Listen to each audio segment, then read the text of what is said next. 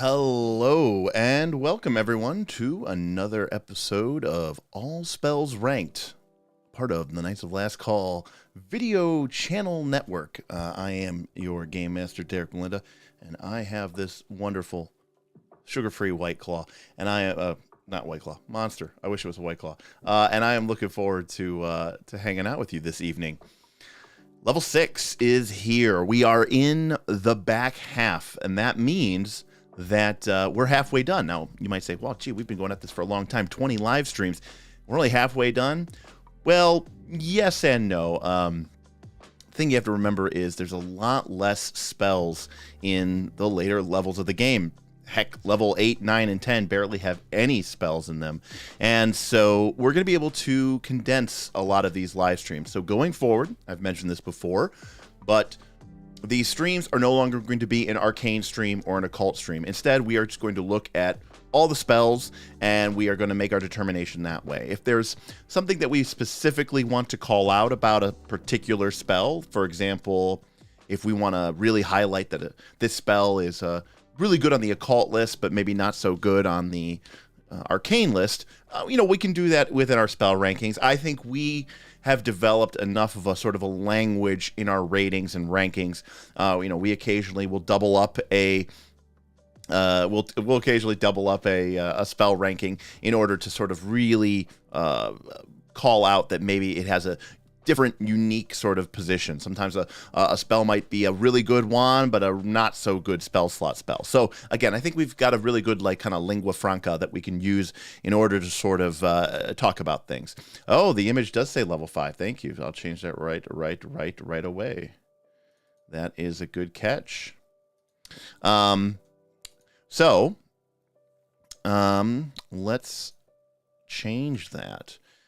So hopefully everybody is doing well. I did want to call something out, which I saw just as I was getting ready to go online, which is that our good friend Galarian in Depth made the upgrade to Adventurer. I think there it is. Yeah, look at that. So welcome Galarian in Depth to being an Adventurer. That is pretty freaking awesome. Level 6 watermark. I am changing that right now on the fly. Nothing like doing some Photoshop on the fly manipulations. Just creating a transparent PNG, updating OBS, and updating OBS, maybe, possibly. Hey! We got our first super chat of the day, too. Oh my gosh, you guys are coming at me. Coming at me hard. Let me see here. Yes. All right. Okay. There we go. There we go. Level 6. There we go. All done. Sorry about that. Had to change that. Can't let something like that slip. So yeah, welcome, Damien. We'll get to your super chat in a second, but thank you very much for that. So Galarian Depth, you did this beforehand, but you have earned this strong. So I am strong.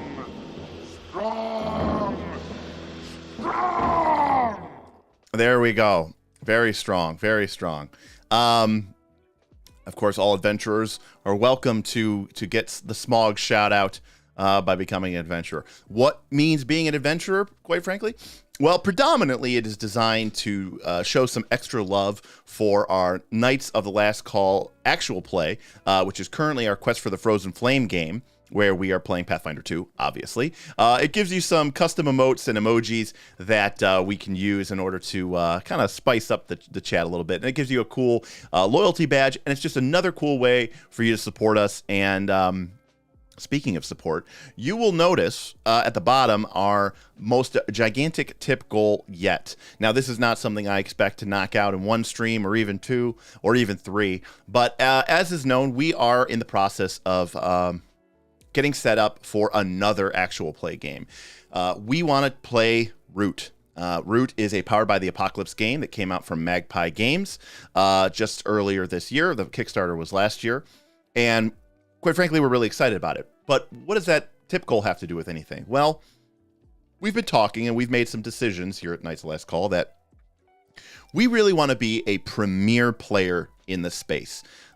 We have the tools, we have the talent, we have the community. You all have given us sort of the encouragement to really try to go ahead and make this into something, I don't know.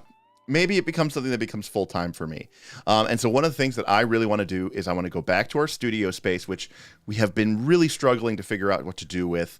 I rented it in a panic because our old studio was closing. We didn't have a place to play. And at the time, the only thing we did was in-person actual plays for Rise of the Rune Lords. And we've really never really, been able to take advantage of it. And so I want to go back in and I want to invest in my studio. I want to build a set. I want to get new microphones that'll be out of sight. And if this is sounding very familiar, I'm basically trying to create the Critical Role studio. Now, am I going to have a $100,000 studio? No, But we are going to have a pretty nice setup for us. And again, I think we're going to continue to grow and develop that studio as we continue to try to earn money with this. But, we're in this for the long haul. And I think that, enough of you have expressed to us that the way that we play, the way that we approach the game is interesting and different. And I really want to start showcasing that with more of our videos, more of our live streams. We love Pathfinder 2. We love talking about it. But that's not the only game that we play. And quite frankly, most of our games end up sort of being an amalgamation of a bunch of different games anyways, because I love to steal, beg, borrow ideas from this game and that game and this game and that game, because quite frankly, a good idea is a good idea. And I think it should be utilized as such. So Damien had a nice little super chat here. He says, it doesn't let me super chat the wizard hat. Lame. Yeah. So you'll notice that we have a new emoji which came about. It's the Jason Bowman in wizard hat emoji, which was specifically requested by Mr. Damian Williams and is available to our adventurers. So if you're interested in using that emoji, why don't you consider signing up? And of course, if you are enjoying these conversations, if you want to be part of shaping what is the largest Pathfinder 2 Patreon in the world, why don't you consider joining us? We have a link below. The Patreon will get you access to a bunch of bonus videos, a bunch of bonus content, and more importantly, get you into our Discord where we have community games, our Northern Reaches mega game, exclusive Q&As, exclusive live streams. It's a really, really, really massive undertaking that we've been really putting up here for. So, I encourage you to do it, and it helps support us. It helps support the channel, and I would really, really, really like it if you did that. And I know that a lot of you in here today are already our patron members, so thanks for joining us, and we appreciate each and every single one of you. All right, now we're doing all of level 6. This might take 2 sessions. It might take 1. We'll see how fast it goes. But I do think we're going to go ahead and kind of get into that. We'll see how things go. I mean, again, level 6 is like the transition. Level 7 definitely I think we'll be able to knock out in one go. But level 6 still has enough that I think we can. It might take us a little. Might take us a little bit. All right, let me switch over.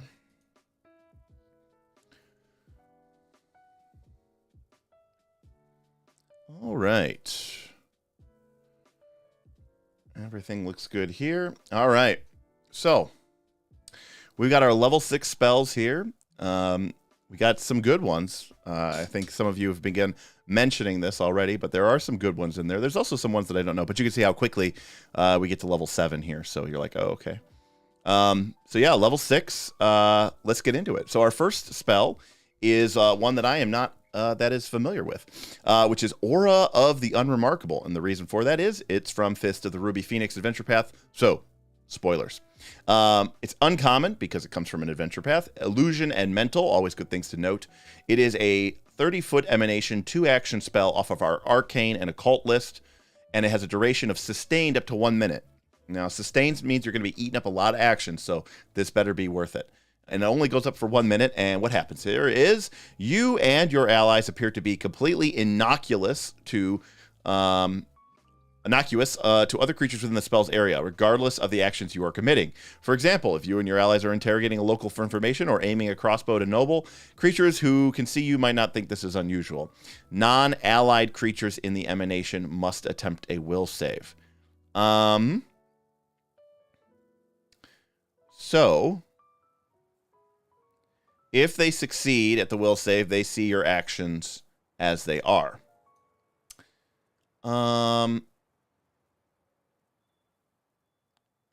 If they fail, they believe they're okay with this, ignoring this. Any hostile actions by you or your allies against a creature or its allies break the effect of the spell for that creature. For example, if you start to threaten somebody, that breaks, but it doesn't break for anybody else. This is a very weird, very specific spell. It's only for 1 minute, so it's not really long enough for you to do a whole lot with it, but it potentially could let you, go into the king's chamber and kidnap him, basically, right while everyone else is sort of completely ignoring you and You're not really moving around, and just kind of ignore it as such. It's level 6 spell. It's only 1 minute.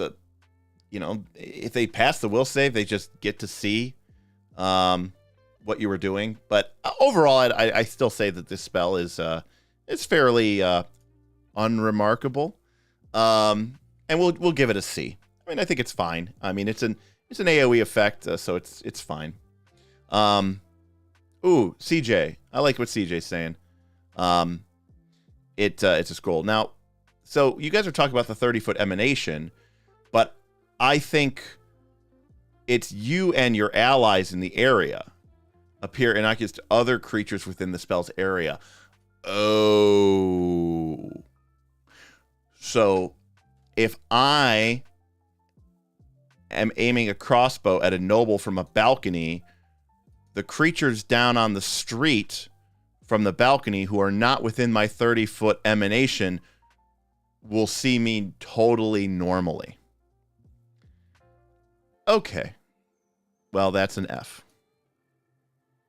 Yikes. That is very disappointing. In fact, yes.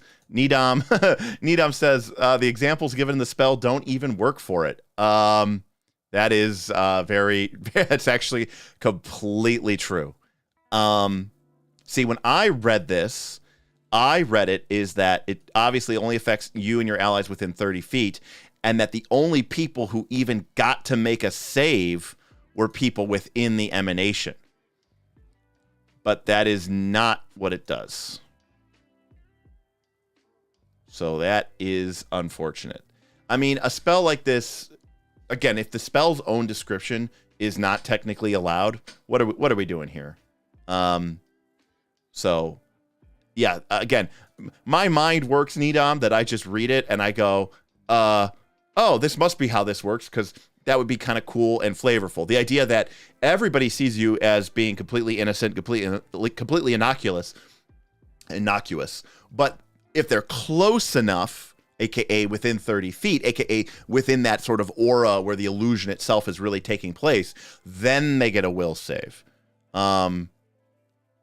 So, right, but I mean, are we talking about a dungeon room here, or are we talking about going into a king's hall? Are we talking about doing something out on the street? For example, aiming a crossbow at a noble from a balcony. Like, I think that's for a level 6 spell. We're talking about a level 6 spell. This is the same level that you get teleport, where you can, teleport hundreds and hundreds of miles with a single spell. This is the same level with Raise Dead. Let's keep a matter of perspective here. I think this spell utterly fails. I mean, that is exactly what I would want to use that spell for, is the balcony description. And it fails at that. So I'm pretty disappointed at that, to say the least. I do want to say, I do want to shout out to our 20 or so viewers. It should come as no big surprise here, but these streams have become progressively less and less and less and less popular.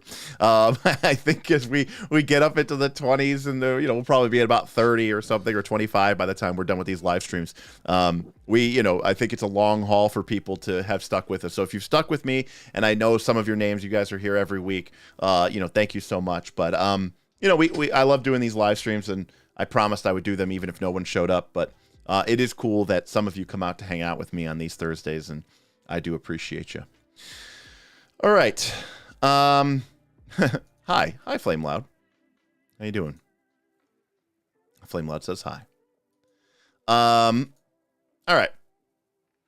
I agree with Cherik that Invisibility 4 is much better than this spell. All right. Baleful polymorph. One of the big baddies from 3rd edition. Kind of one of the original save or die, sink or swim type spells. And we brought it here to Pathfinder 2. And what do we have here today? What do we have today? We have a spell. We have an interesting spell. Of course, it's got polymorph. Of course, it has transmutation. And of course, it has incapacitation. 2 actions, 30-foot fort save. So this is your target your spellcaster, target your rogue that has a low fort save, and you try to take them out. So if they fail, they transform basically into a harmless animal for 1 minute, but it keeps its mind. If it spends all of its actions on its turn concentrating on its original form, it can attempt a will save to end the effect immediately. And quite frankly, we're at level 6 now. This is going to eat up a bunch of actions. This is going to potentially take a creature out of the fight for 1 to 2 to 3 rounds. And I think that's a reasonable failure effect. Baleful polymorph is the spell. On a success, so if we're targeting against something that maybe has a better fortitude save, it gets sicken 1. And when it recovers from the sickened conditions, its features revert to normal, but it otherwise doesn't do anything else. Sicken 1 on a failure is not the worst thing that we've seen. I like the sickened condition. Again, it doesn't auto-recover like Frightened. It's a -1 penalty to pretty much everything, including saves and save DCs. And, they have to spend actions to try to shake it off. So that's fine. And then critical failure, it's unlimited, which is cool for flavor. But number 1, you shouldn't expect for things to critically fail. And number 2, for our purposes, it probably doesn't matter that much. But, if you're low leveling something and you really just want to, boom, just turn it into an animal forever. Like, this spell does that, and it does do that, and that's it. Unless they get to spell magic, they're an animal, harmless animal. It is in cap, so, it's got a short range. It's, but it's a reasonable spell. It's obviously not going to be S tier. It's obviously not going to be A tier. But I think Baleful Polymorph is a cut above our baseline spells. I like it as a solid, playable B. B plus for sure. Well, if they get hit by another polymorph spell, Needom, then they have to make a counteract check to try to overcome it. So the polymorph is basically sort of acting like a dispel magic. But I think most casters who can cast this, it's arcane and primal. I think you're going to be happy for just popping this onto a caster enemy or whatever, and basically potentially taking them out for a number of rounds. I think that's a pretty good spell. So I think we're happy with Baleful Polymorph. Incapacitation obviously, keeps it in line, but it's fun. All right, Bladeberry is next. Classic, again, another classic spell that's been around forever. This is the classic cleric sort of whirling death spell. I took a long look at this spell as my own cleric recently had the ability, and ended up passing on it, but it's fine. 3 actions like most of our wall spells, with a range of 120 feet, which again seems to be pretty much true for everything except for Wall of Flesh, with a duration of 1 minute. And sure enough, you summon a churning wall of blades of force. 120 feet long. It's a pretty long wall. It gives you some cover. And, at 120 feet long, this is enough to basically, cut off a sizable area within pretty much any room or dungeon that you're going to be playing in. And if a creature, this wall has an interesting thing, which is that you can cast it in other people's spaces. So unlike most walls which fail if you try to cast it in a space where a creature is occupied, this one you can create it. And so that means you can essentially do 7d8 points of force damage to each creature that's in the wall when it's created, that attempts to pass through the wall or that ends its turn in the wall, and they get to make a basic reflex save to reduce that damage. But if it does succeed at the save, they are pushed to the nearest space on the side of their choice, so they could end up on the other side of it.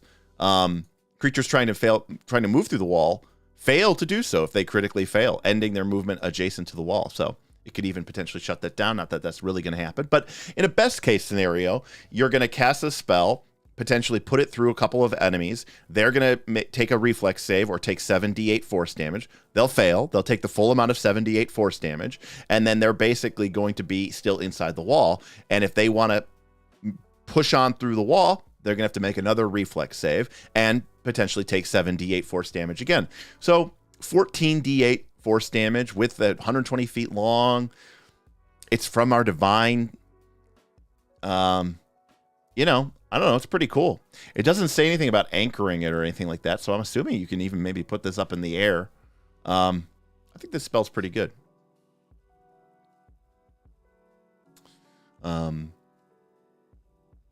So I think this is provides cover while retaining line of effect. I think this is a solid B.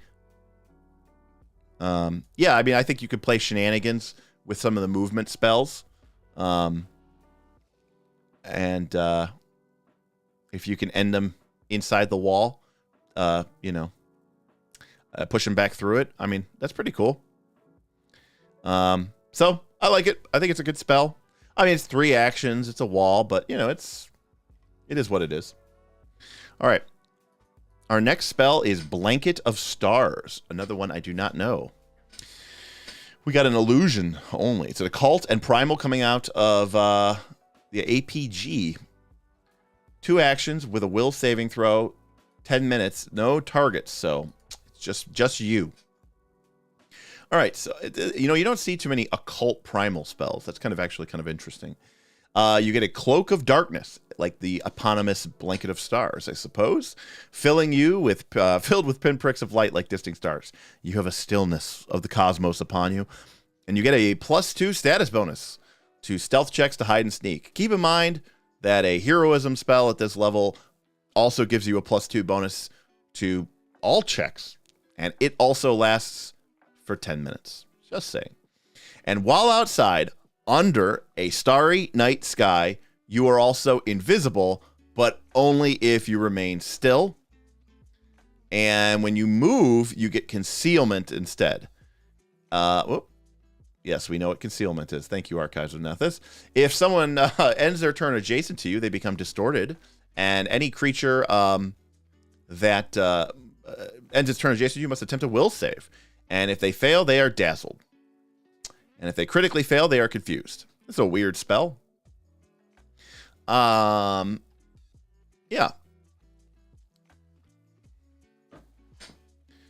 Hey, Henry, welcome. It's all right. We're just a couple spells in. Occult and Primal are opposed. And as Needham so nerdily pointed out, they share no essences. Does Gedesna grant this spell? No, it's actually from Cosmic Caravan.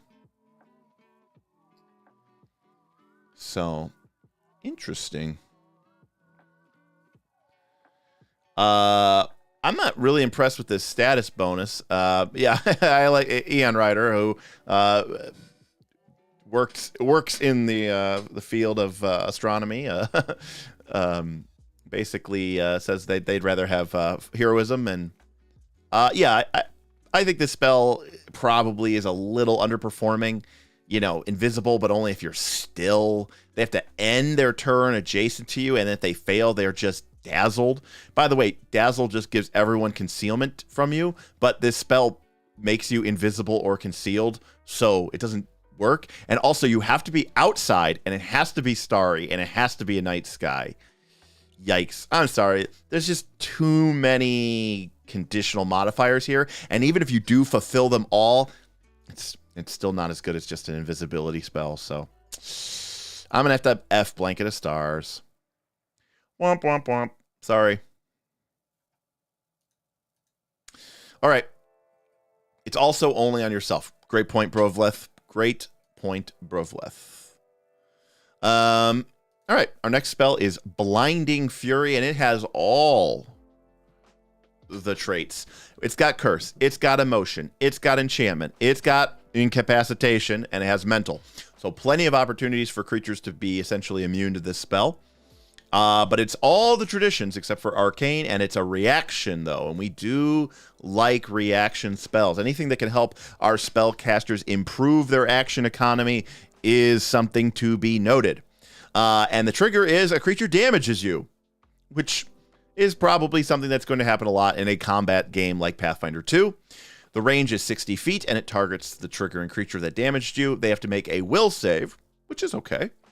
And you curse the target with your outrage at being attacked. And the effect is determined by the target's will save. I do like this nomenclature here that they use when they talk about this phrasing of how the save works. If they critically succeed, they are unaffected. If they succeed at the will save, they cannot observe you until the end of its turn. And and if you're currently observed by it, you become hidden by it. So, basically, essentially, they become blind to you. So, if they hit you on their first attack, you essentially become, and they make a will save. And if they succeed, they basically can't see you. Yeah, they know where you are, but they have a 50% miss chance. DC 11 flat check. Seems pretty good. Seems reasonable. Now, granted, it is incapacitation. So remember, if the monster's higher level and they are coming against you, if they make a success, that's going to be upgraded to a critical success. So this spell, not as good as you would think against the higher level monster, but as a failure, it's a success, and for 1 minute, every time it damages you, it cannot observe you until the end of its turn. So it gets to make that one attack on you for free, and then you become hidden to it automatically. So it's still going to be able to just get one hit on you a turn. Honestly, in Pathfinder 2, sometimes one hit, especially the first hit, is the only hit that really matters. And the critical failure is an unlimited duration, which doesn't really matter.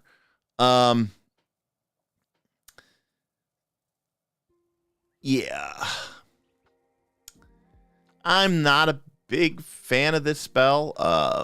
I like that it's a reaction, but like, the creature that you would be worried about hitting you twice or even 3 times would be a creature that's higher level than you.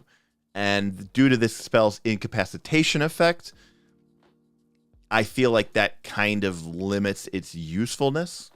If a creature is your level or lower, it's still a pretty cool spell. It's going to work now, but they're still going to be able to get that first hit in, the one that's most likely to hit you, the one that's most likely to critically hit you. And then you become hidden to it, but again, only to the end. So it's like, I don't know. It's a little wonky. Kirby, we see you. I agree with Eon Rider's assessment, which is it's another case of best case use scenarios gets a boss, but it has incap. I'm wondering, Nidam, why you think this is a GM spell.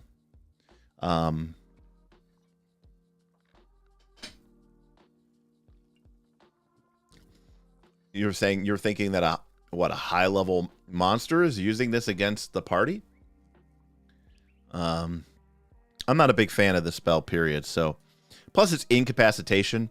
I'm just going to put it at a generic D. I mean, being a reaction spell, it's just like, that's probably the best case scenario case with stack is Flurry Rangers. Yeah, I mean, it's reaction. I'm going to upgrade it to a C. It's going to come up. It'll work. It'll do things. Yep, exactly, Brovleth. Exactly. So, yeah. That's a case where it has incap. And if it didn't have incap, yeah, maybe it'd be like a B. So, yeah, I mean, but yeah, you're not going to use it. All right, our next spell is called Cast Into Time, and this is from Secrets of Magic. It's a divination spell. It's a divination spell, and it's a 2-action 15-foot cone. You release a wave of temporal energy that sends creatures hurtling through time, scarring their thoughts with the information flowing from around them. Although the journey can feel like it takes minutes or even days, they reappear instantly. Witnessing this chaotic flow of time and being bashed by different objects from different times deals 5d8 mental, 5d6 bludgeoning with a fortitude save. A creature that falls into the time disappears until the end of your turn and then reappears. Boy, there's a lot of moving pieces to this spell, huh? Basically, they make their normal saves, but if they fail, they become sickened. If they critically fail, they take double damage, and they are sickened too. So, very short range AoE, though. 15-foot cone on a level 6 spell is pretty brutal. But, how's our damage looking here? 5d8 plus 5d6 bludgeoning is pretty much roughly equivalent to 12d6. And Cone of Cold at this level would be doing 14d6.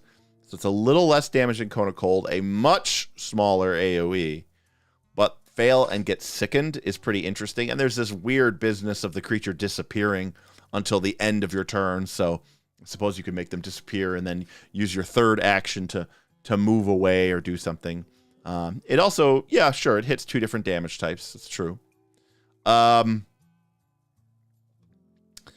an odd one. It's a weird one. Apparently this spell is fine to use extra dimensional spaces on. So you can send people tumbling through time and space if they have extra dimensional portals on them, but you can't let them teleport. Go figure. It's an interesting spell. The damage is okay, but the sickened's interesting, and the AoE's a little small. But I think this spell's playable. It's fun, and as a divination spell, I think it has a ton of flavor. Brothleth, I do agree with you on the B, except the very, very small AoE size does really concern me. I mean, we're talking about higher level play now. You're level 11. You're going to be dealing with large, even huge creatures now that are going to have 10 and 15 foot, 15 foot reaches. 15 foot AoE just doesn't get it done like it used to. Yes, actually, one of my goals was that after we finished the first half, 1 through 5, was to go back and put all those things into a spreadsheet. I was at Origins Game Fair, and then I've been busy with work because I took a week off. So I haven't had a chance to do that, but that is my goal. RNC event is to do that and put together a spreadsheet of everything that we've talked about so far. Sa Volre, what's up?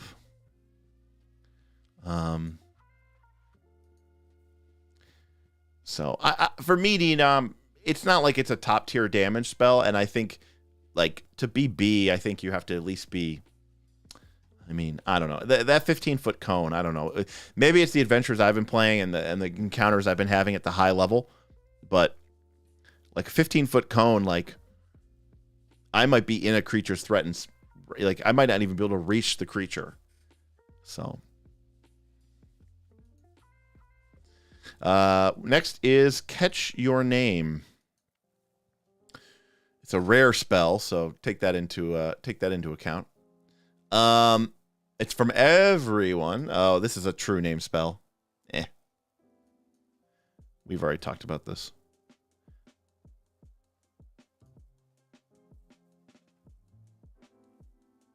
Oh, that was not you. Okay, sorry, Nina. That was Brothleth. So you learn a private name, but not the true name of the creature who spoke your name, as well as their precise location. Eon Rider, that's actually really funny. And by the way, it does say there's no way to distinguish one trigger of this spell from another. This could be a nuisance if you become so famous. Yeah, this spell is basically just crazy that you can't even distinguish it. It's a weird spell. They screwed up true name magic again in this edition. Yeah.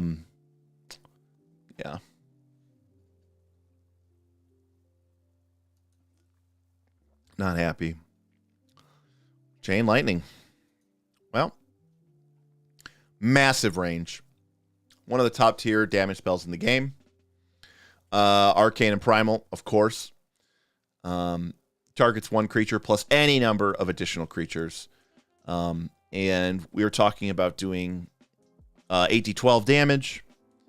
Let's do the math on that. All right, we got 8d12. So you're talking about doing 52 damage, which is equivalent to 14.8 d6. So that's more damage than Cone of Cold. That's more damage than Fireball.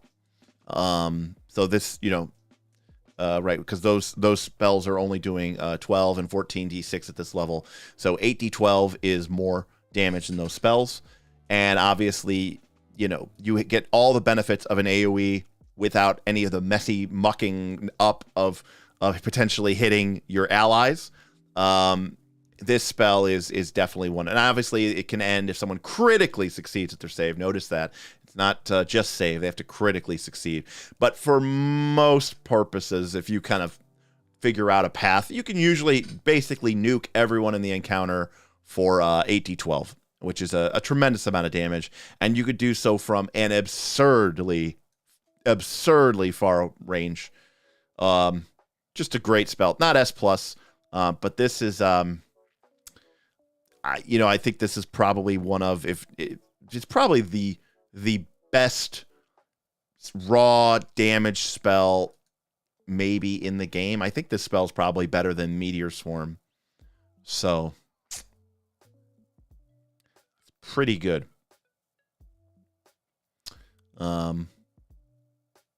Yeah, this this spell is so good. And also, too, I mean, I think we can all agree that... it also does hold up to the heightened 2. I agree. Total entropy. Yeah, Sav already said that's Quest of the Flame range. That's right. I mean, yeah. Kirby says better than Meteor Swarm and how many levels earlier? Exactly.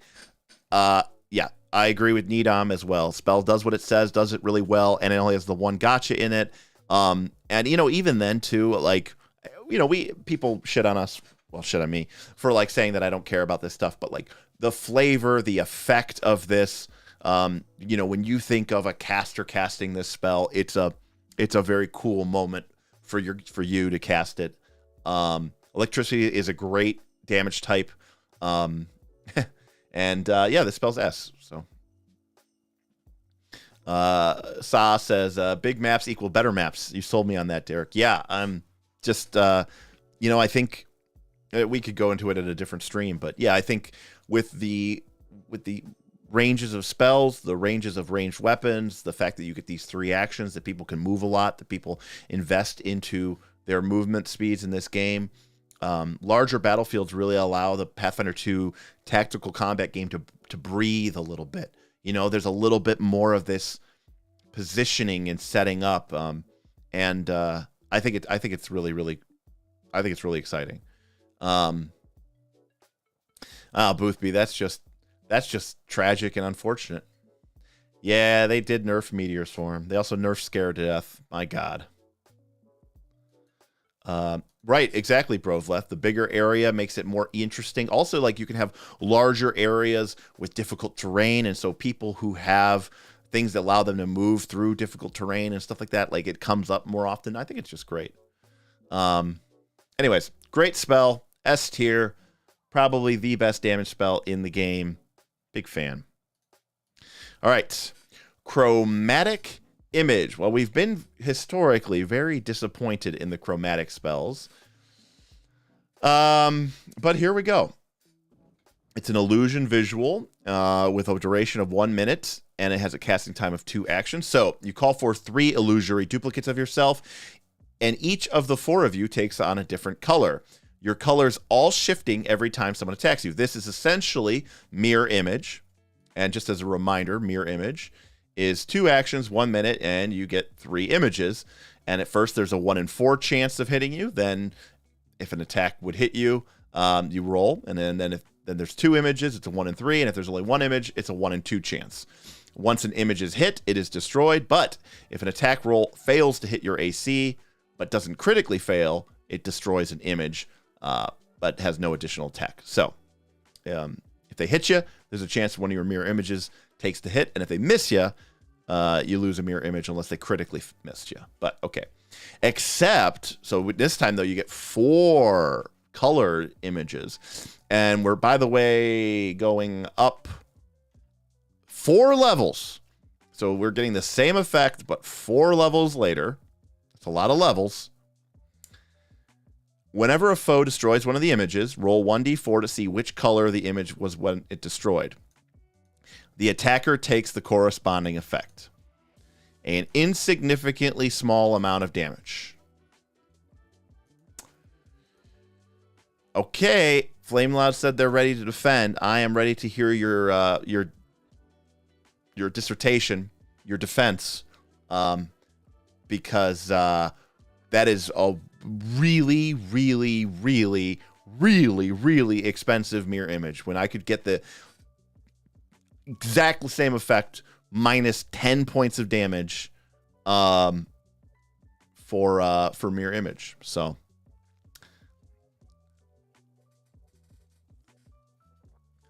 right now this is going into F for me. There's no way that this spell is 4 levels better than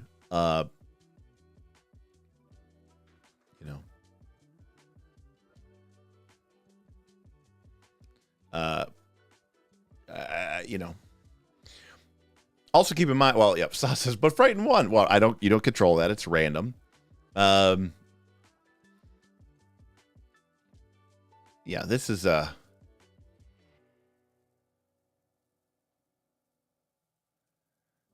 very disappointing. Yeah, that might be the only instance Eon Rider.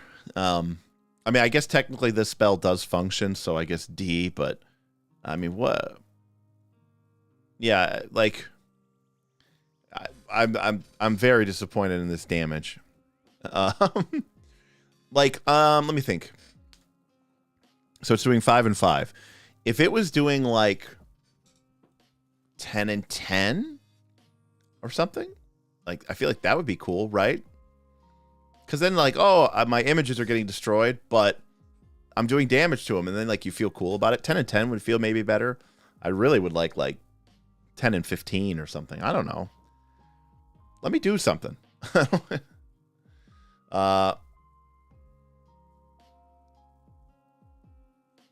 Yeah, exactly, Kirby. I mean, I'm comparing this spell because this spell even references mirror image, right? It's trying to, yeah, it functions. So I'm going to upgrade it from F to D. It works, but honestly, you're probably just going to want to take mirror image if you really want that effect. And in the odd case that you happen to know that you're going to be fighting a creature which has weakness to mental, hold on a sec here. Damage type.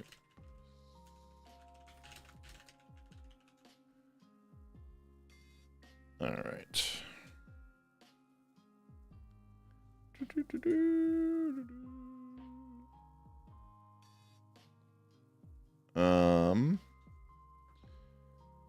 So according to the initial chart, there was 0 creatures with weakness to mental damage, but I think that was from Bestiary 1. So yeah. Interesting. Okay, moving on. Next spell is collective transposition. All right. We got ourselves an arcane occult spell. Coming at 2 actions, 30-foot emanation, targeting up to 2 creatures, and you teleport the targets to the new positions.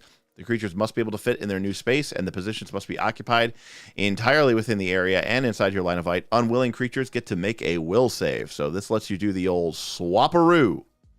You can swap 2 allies. You can swap an ally with an enemy. You can swap 2 enemies. And if they don't want to swap, they get to make a will save. If they critically succeed, they can teleport if they want, but it chooses the destination. Interesting.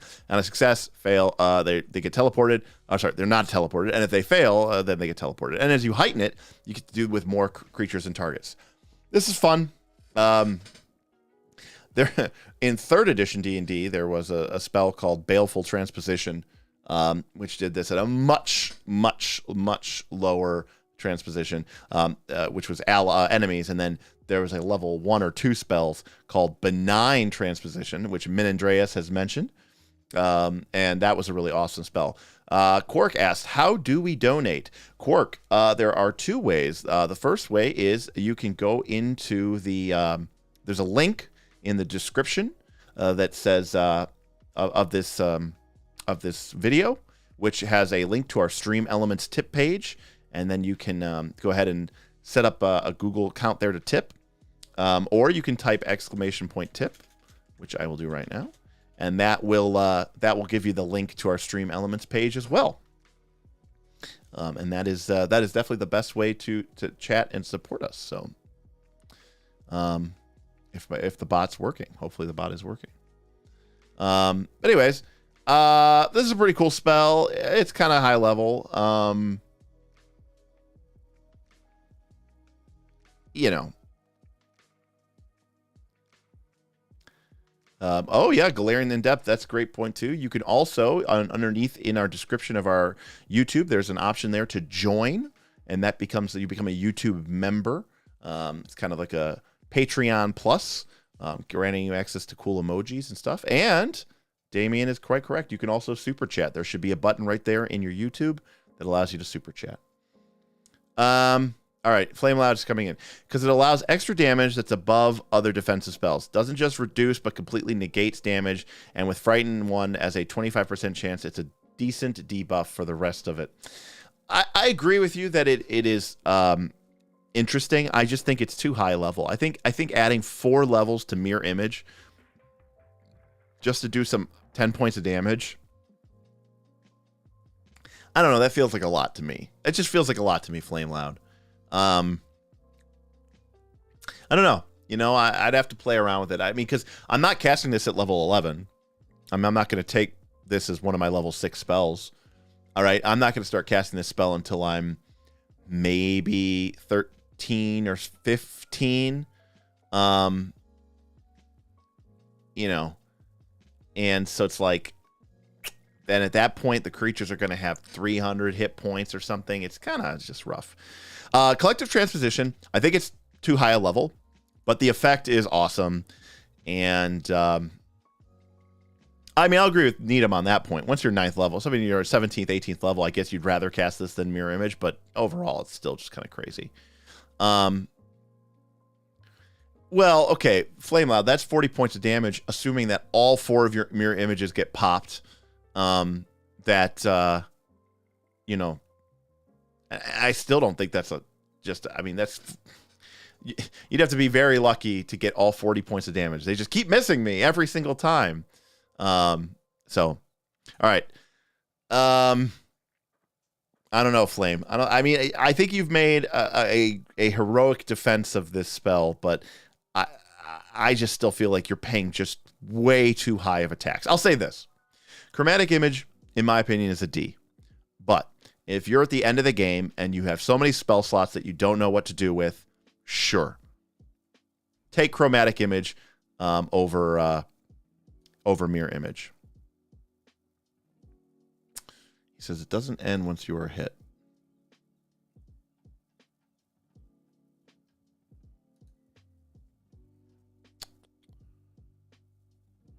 No, you still destroy one of the images.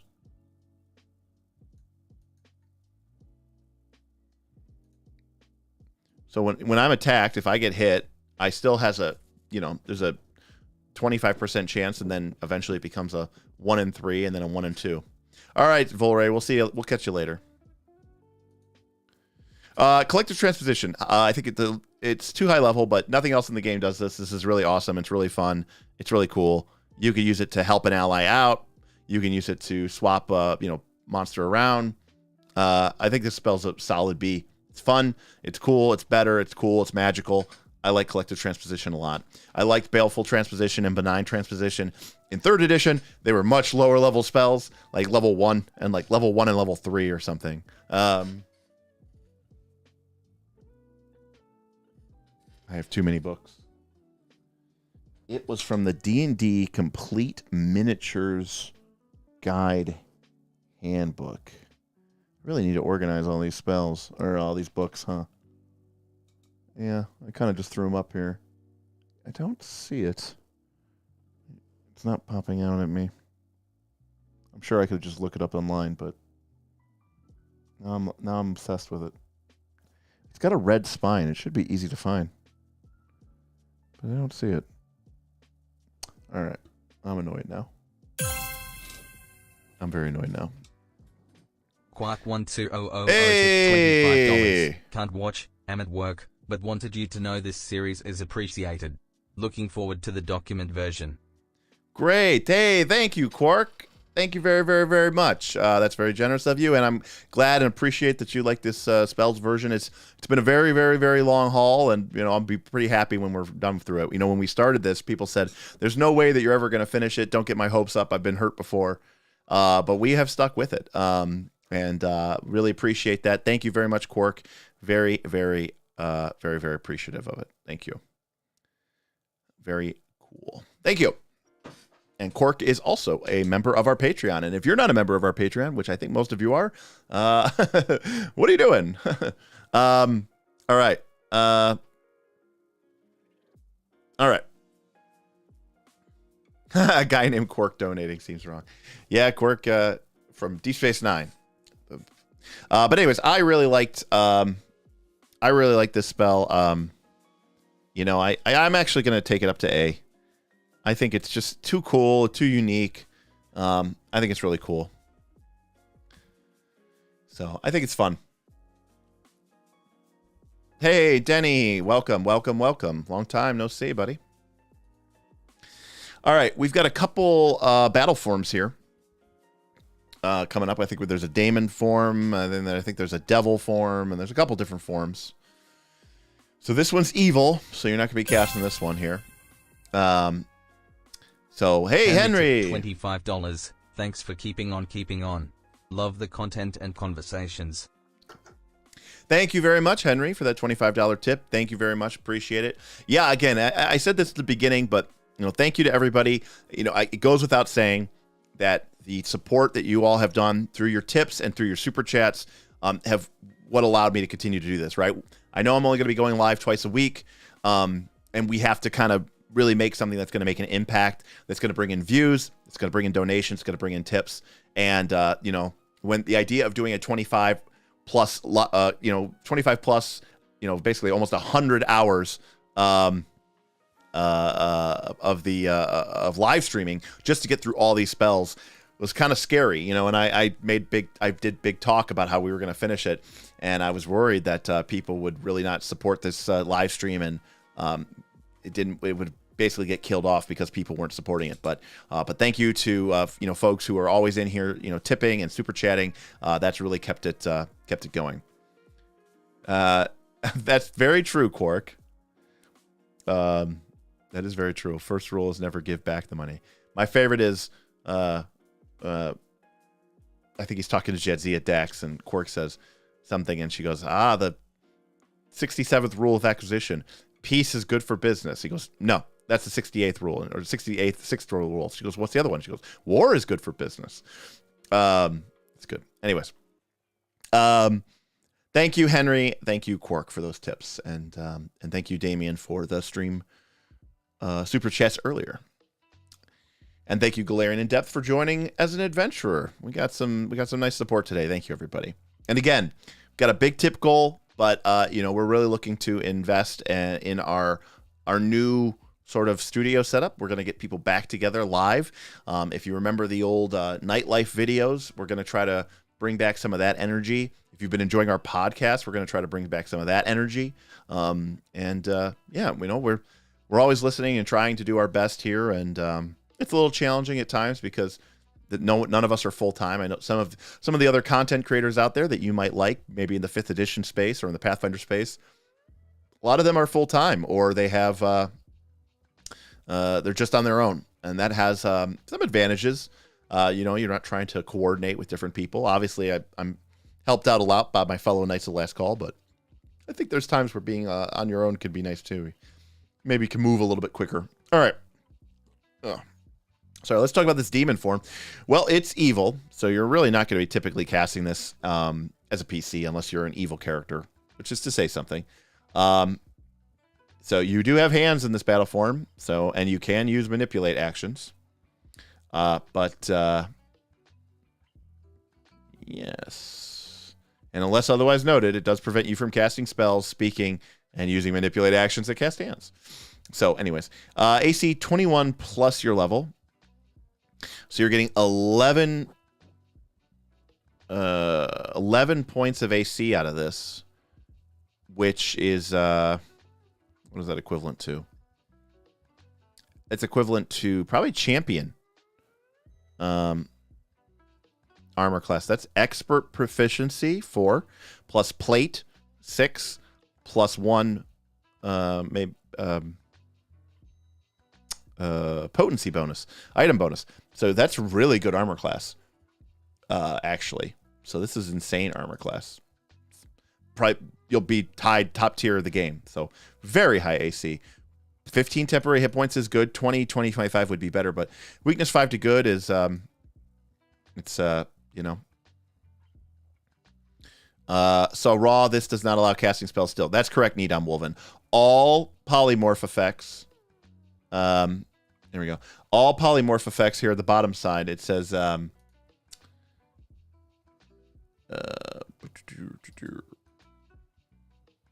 we go. Archives and Ethos, fastest website in the breath. If you take on a battle form with a polymorph spell, the special statistics can be adjusted only by circumstance bonuses, status bonuses, and penalties, unless otherwise noted. The battle form prevents you from casting spells, speaking, and most manipulate actions that require hands. So the answer is no. We do not get to do that. But hey, you get a +2 status bonus against death effects. You get resistance 10 to poison. You get a pretty good athletics modifier, and you become one of 4 different demons. Good damage, good speed. This one gives you extra damage if you hit. This one gives you a fly speed, more pretty good damage, and you get a bow somehow. Apparently the polymorph comes with a bow. Who I don't even understand how that works, but apparently it does. The Mullah Demon doesn't do as much damage, but it lets you use the plus grab action. And it also has a fly speed. And then the Pisco Demon gets a swim speed. Pretty good action, pretty good damage, and grabbing. So some really great options. Champion at 11th level has 30. Wait. Hold on a second.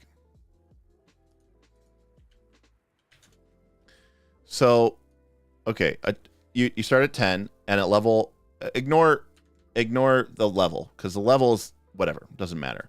So you're 10, you're in full plate, that's 16. You have +1 armor, that's 17, and you're an expert, that's 21. So 21 plus your level at 11 is 32. So that is champion AC. Tears said, I wonder if it comes with arrows. It doesn't seem to. I wonder if that's like what is that? I don't even understand how that works. So anyways, this spell's great. It just sucks that you really can't cast it. I guess it makes it a GM spell, right? I don't know. This is a really solid battle form. This is actually a really solid battle form. I would say this is like an A tier spell. I think this spell's great. Okay. Oh, that was the Daemon form. Now we have the Demon form, which is not to be confused with the Devil form. Okay. Daemon form. See, not as good armor class. Not as good. It's a little less. But you do get a massive bonus of temporary hit points. That's really nice. 30's great. I said 20 or 25 would be great. I think I'd be okay giving up 1 point of AC for 15 more temp. I think. Maybe. I don't know. I am strong. Hey! Strong. We just had ourselves a sponsor. CCAV has joined the adventure. And Damien just re-upped his. So, Damien, I think you should now be your next tier. So, welcome. Oh, Burning Mammoth's in the chat. Love to see all those green names out there, everybody. I would allow evil characters in my game, just not evil players. That's a really good point, Glaring in Depth. I actually think that a mature game should be allowed. Basically. I am forgetting some. Okay, well, for starters, you can cast the evil trait, but for starters, if you're a divine caster, you can't cast it. It's kind of like, it's like saying, like, why can't I just murder people? I mean, you could murder people, just, it's not necessarily good. Casting an evil spell is evil. So anyways, I think it's really interesting to play evil characters. I think most people just are, who play evil characters have a rap because, there are plenty of instances in, literature where a selfish character, is still part of a team.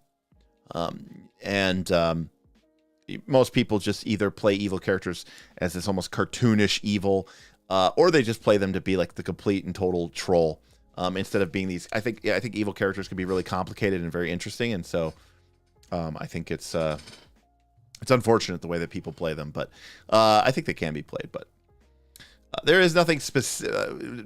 A good aligned cleric cannot cast evil spells for starters, but. So what do we get for demon form here? 30 hit points is pretty good. Now, again, solid athletics, great attack modifier, and we get 4 different types. We get the Babao, who comes with a long spear. Okay-ish damage. Oh, but you basically become a quasi-rogue. And you do 2d6 additional precision damage. All right. If you're a cleric of a neutral deity, can you cast an evil spell like demon form? Technically, you can, but you are taking an evil action, or at least casting an evil spell. I mean, all right, fine. It's funny. Everybody's always like, oh, Derek doesn't care about role-playing. That's correct, Needham. That is 100% correct. So this is great. This basically the Babao turns you into like a quasi-rogue, and you get a nice 10-foot reach spear, doing really great damage. The Hezrao gives you a swim speed, which we don't really care about, but it gives you a good damage, like a 2d12 plus 10 piercing. That's like barbarian damage levels. Plus 1d6 evil, and you get plus grab. That's really solid damage. The Nabasu gets you a fly of 40. Still reasonable damage, but no other little special bonuses, I guess, just because you get the fly. And lastly, the Varrock lets you pick up a slightly slower fly speed, weaker damage, but I don't know why they bothered to give you all these different claws and talons. Kind of stupid. This form's probably the worst one. I guess it gets resistance 10 to electricity, but the first 3 are very solid. And again, AC at 20 plus your level. 31 AC at this level. Nothing to shake a stick at. It's still really, really good AC. And 30 temporary hit points is a lot. Like a lot. So another very solid form. Gotta give it up. All right, our devil form. Wow, coming at it hard. So now we're talking about here a 22 AC. So that means that's 10 plus full plate plus expert plus 2. This is the best AC we've seen yet. This is equivalent to an expert in full plate wearing plus 2 armor at level 11. That's really, really good. For starters, most characters are not expert in armor proficiency at level 11, for starters. Secondly, you do not get plus 2 armor runes until, I think you get weapon runes at 10, so you get plus 2 armor potency runes, fundamental armor runes is at level 11. So, okay, you get 11. Okay. So potentially a champion. Yeah, you get plus 2. So if you're playing automatic bonus progression, you will have gotten this. But otherwise, this is a champion who has full plate and has just gotten a brand new plus 2 armor potency rune just available right now at the level that you're casting a spell. So this is an absurdly high AC. And You get 5 temporary hit points. Not so great. But resistance 5 to all physical damage. Except for silver. But, like, what the hell has silver? Yeah, exactly. That's insane.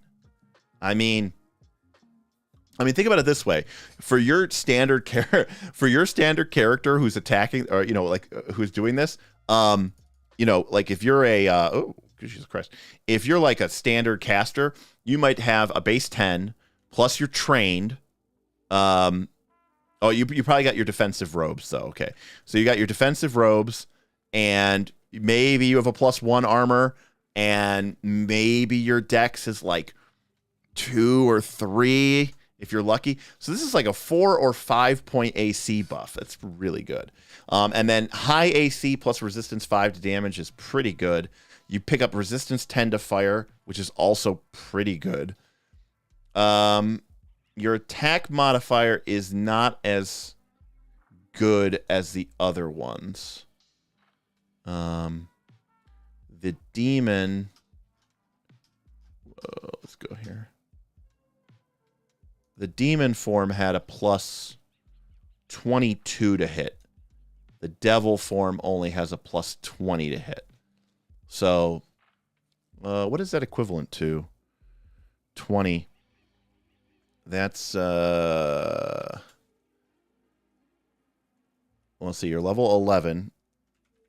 So, plus, say, expert, plus stat, plus, yeah. So, okay. So, like, the demon is equivalent to being a level 11 character who is an expert with a +5 stat, because they have a 20 stat, and a +2 potency rune.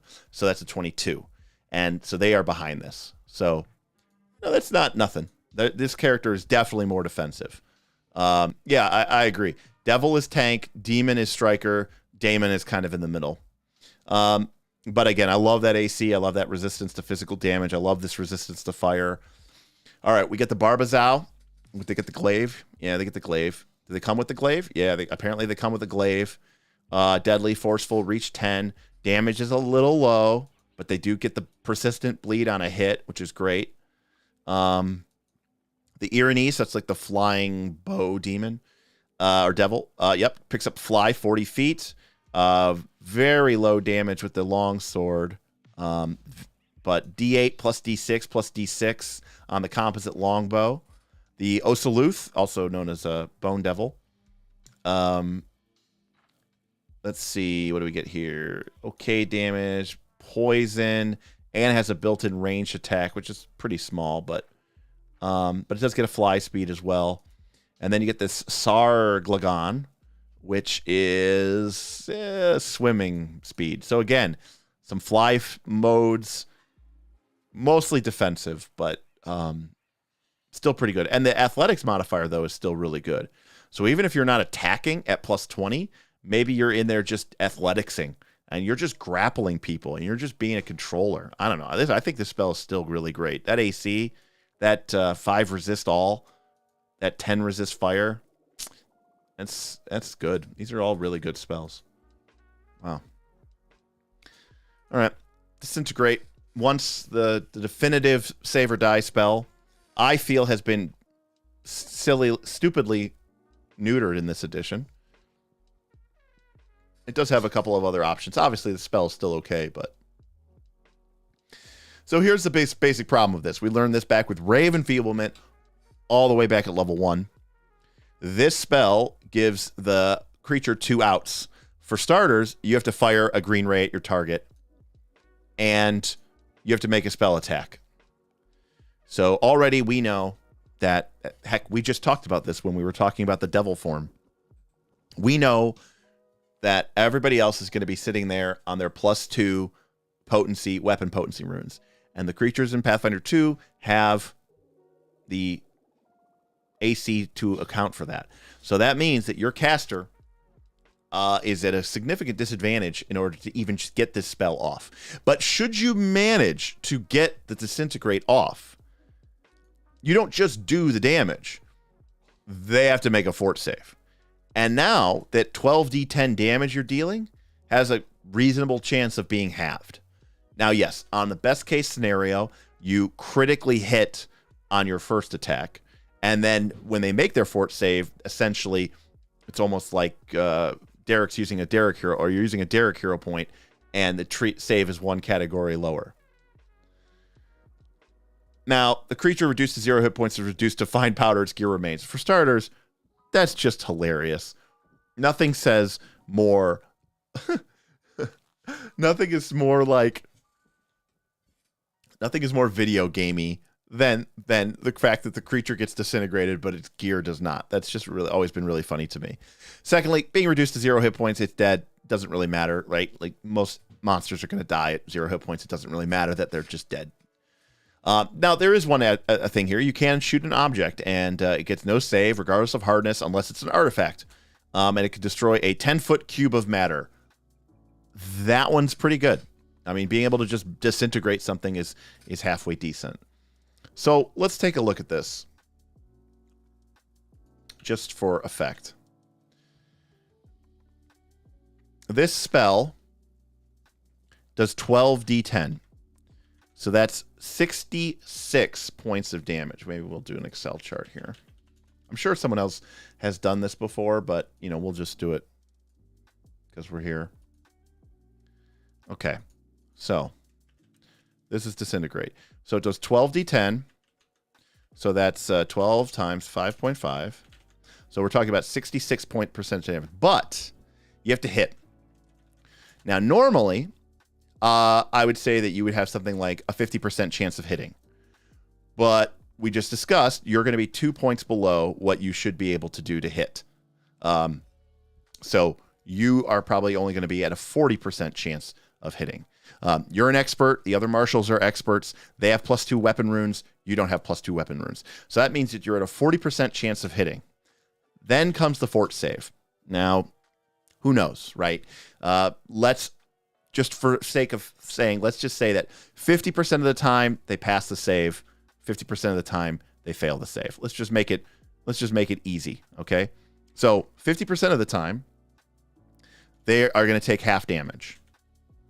So that means that we are talking about, and the other 50% of the time they're going to take the full damage.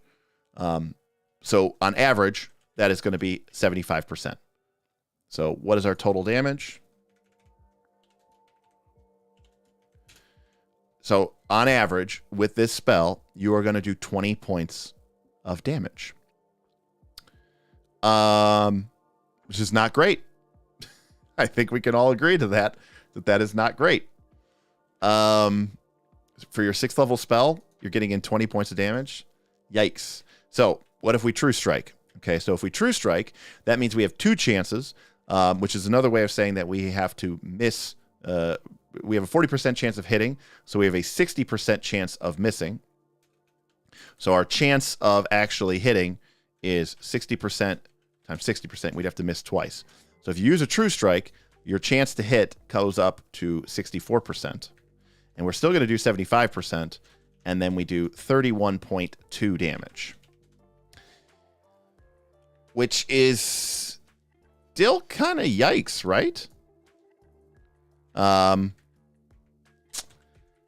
So let's compare this to another spell, shall we? Let's compare this to Horizon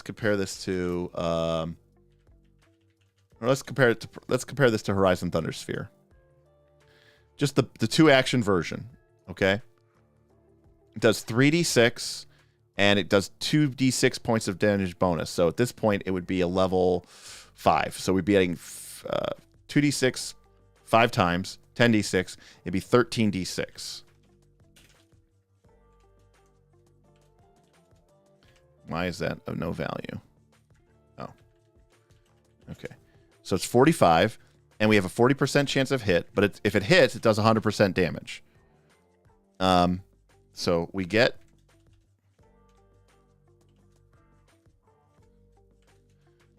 Yes, we get 18. So we can see that baseline, this a heightened Horizon Thundersphere is almost equivalent to a Disintegrate, by the way. Just saying. and then HTS. What about if we HTS? What about if we assume that we true strike the HTS? Look, again, we are very close to the same average damage. Is Disintegrate doing a little bit more damage? Yes, but not really by much. So, I mean, I guess the spell of Needham Wolf, it only does that if you cast it as a 3-action spell. So I wasn't going to compare it to, I wanted to be pure apples to apples, and Disintegrate is a 2-action spell. So, you know, it's got a 120-foot range. It can also target, you know, these things. So, again, I mean, if you're reading this damage and you're like thinking about 12 D10s and you're like, oh my god, I'm going to be doing 50 or 60 damage, you're probably not going to be doing 50 or 60 damage. So, you know, again, even with a true strike, you know, it's still pretty reasonable, right? I mean, contrast that with like, you know, a barbarian is doing 2d12. Maybe they have an elemental rune on their damage d6. Their strength is 5. They're an expert, so their weapon specialization or whatever is adding 2. And then, you know, maybe their rage is adding like 6 or something. Oh, well, you know what? Let's just ignore the barbarian. We'll just say it's a normal person. So 2d12. So that's 13 plus 3.5 plus, goes percentages here. 3.5 plus 5 plus 2. And, you know, the average damage of a fighter is 20, or average damage of a non, you know, just someone with a big weapon, you know, 2d12 type weapon, 2-handed weapon, and they're going to hit about half the time, right? So they're doing about 11 points of damage. So yeah, this Disintegrate spell is doing about double the damage of an average strike from a, you know, not necessarily a barbarian, but like someone wielding a d12 type weapon. But you're also giving up your 6th level spell slot. You can only do that once or twice a day, and they can strike forever. And they only spent 1 action to do this 11 damage, whereas you spent 2 actions to do your 19. Not to say the least that if you do 31 damage, well, then you true struck and to use a spell slot, and which only level 1, but you use 3 actions to get that amount of damage. So, you know, it's pretty rough. Brothleth says, I believe at this level you actually have -3 compared to the marshals. I don't think so. You're an expert. They're an expert. They have +5 stat. You have +5 stat. They have a +2 item. You have a +0 item because you don't get one. So I might be missing something, but Lightning Bolt on a single target is 6d12, which is approximately 39 damage with a reflex save. With a 50% save chance, that's almost 30 damage. And you can usually hit 2 to 3 targets with a 120-foot line. You know, Henry, Galarian of Death is correct. Math is tight. Needham Wolf, I'll probably trust your math on this, but I mean, I think what Henry is bringing up here is a really important point, which is I just don't think casters are very good at doing single target damage in this edition. They should be. That's like what the marshals do. That's like their thing. That's what they do. They do it really well. You know, when you're going against armor class, whether you like it or not, whether, you know, obviously it's like, oh, I have a shadow signet or something. I mean, that stuff can obviously make a difference. And we should basically pretend like this doesn't matter, right? Because shadow signet's pretty much a requirement. I think you could have it at this level. So that does change the math up a little bit. But most of the time, this is not going to work out as well as you want it to or think it's going to. So that was my diatribe on Disintegrate. So all that being said, I think it's just a C. It's fine. It does, you know, but fundamentally, the Horizon Thundersphere and the Hydraulic Push that you've been casting since level 1, heightened to this level, pretty much does the same thing. While I have the Excel sheet going, what if the caster has heroism? All right. We're going to bust this out. Well, that's not what these live streams are about, but, you know, So we'll avoid that. But if the caster had a heroism, they would have a 50% chance of hitting, and they would therefore have a 50% chance of missing. And that whoa. So that is the change. You're picking up about 4 or 5 points of damage. Pick up, Jesus, and flat-footed. Oh my gosh, you guys are crazy. Okay, there you go. So,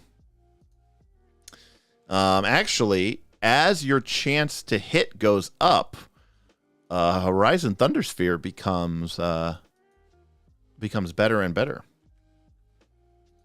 with the True Strike. That is. It's interesting, isn't it? Look at that. So yeah, this is heroism, flat-footed, fright. Yes, glaring at death. That's exactly right. So you didn't update the non-true strike. Oh, you're right. Sorry. There we go. Oh, 6,000. There we go. So very close, but yeah. I mean, again, at this point though, it's like, yeah, I mean, your melee attacker is going to be able to crush this thing too. But thanks, Dirt. I'm glad that the sandwich, the panini press at the shop is going really well. Dirt Guy, for everybody, is the proprietor of my favorite local game store, Great Lakes Game Emporium, here in beautiful Cleveland, Ohio, and he is a member of the Patreon, and he has joined us. Welcome, Dirt. But anyways, yeah. So it's kind of silly that Disintegrate's fine, but it's not. Again, this math would suggest that a level 6 Horizon Thundersphere upgraded to level 6 with a True Strike is actually going to get you more damage on average. Ryan, 100%. I mean, it's so massively important. 100%. I mean, it's very important. It's almost to the point it's like not worth even really casting spells if the people aren't if the people aren't debuffed down. So, all right. So Disintegrate, I think it's a C. It's actually not as impressive or as good as you think it might be. I do like that it can just blow something up without question though. That is nice. So I don't think it's enough to make it a B, but it's fine. All right.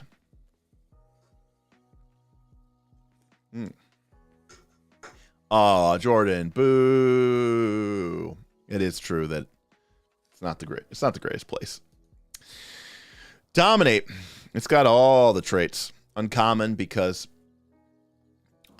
this could potentially flavor your world. It can ruin adventures. It can, I dominate the bad guy and make him tell me all of his evil plans, right? That kind of stuff. It's enchantment, it's mental, and of course it has incapacitation. If any spell was going to have that, another sink or swim spell. And this spell's got the duration. It's will save, and until you make your next daily preparation, you get command of them. Yes, uncommon, but my story. It's a great spell. It's incapacitation, but if they succeed at it, they still get stun 1. If they fail, you control it. They get the controlled. It gets to make it will save at the end of each of its turn. And on a critical failure, it only gets to make a save if you give it a new order that is against its nature. Right. Useful spell. Obviously, getting someone the controlled condition is very, very, very potent. It has incapacitation, though. So, I think that... and they get to make a save at each one of its turns. But, I mean... gaining the controlled condition is not to be taken lightly. This is you get to take all of their actions, and that's pretty brutal. And this is the most important part of the controlled condition. The controller usually does not have to spend their actions when controlling you, and that is the case here. So that is extremely brutal.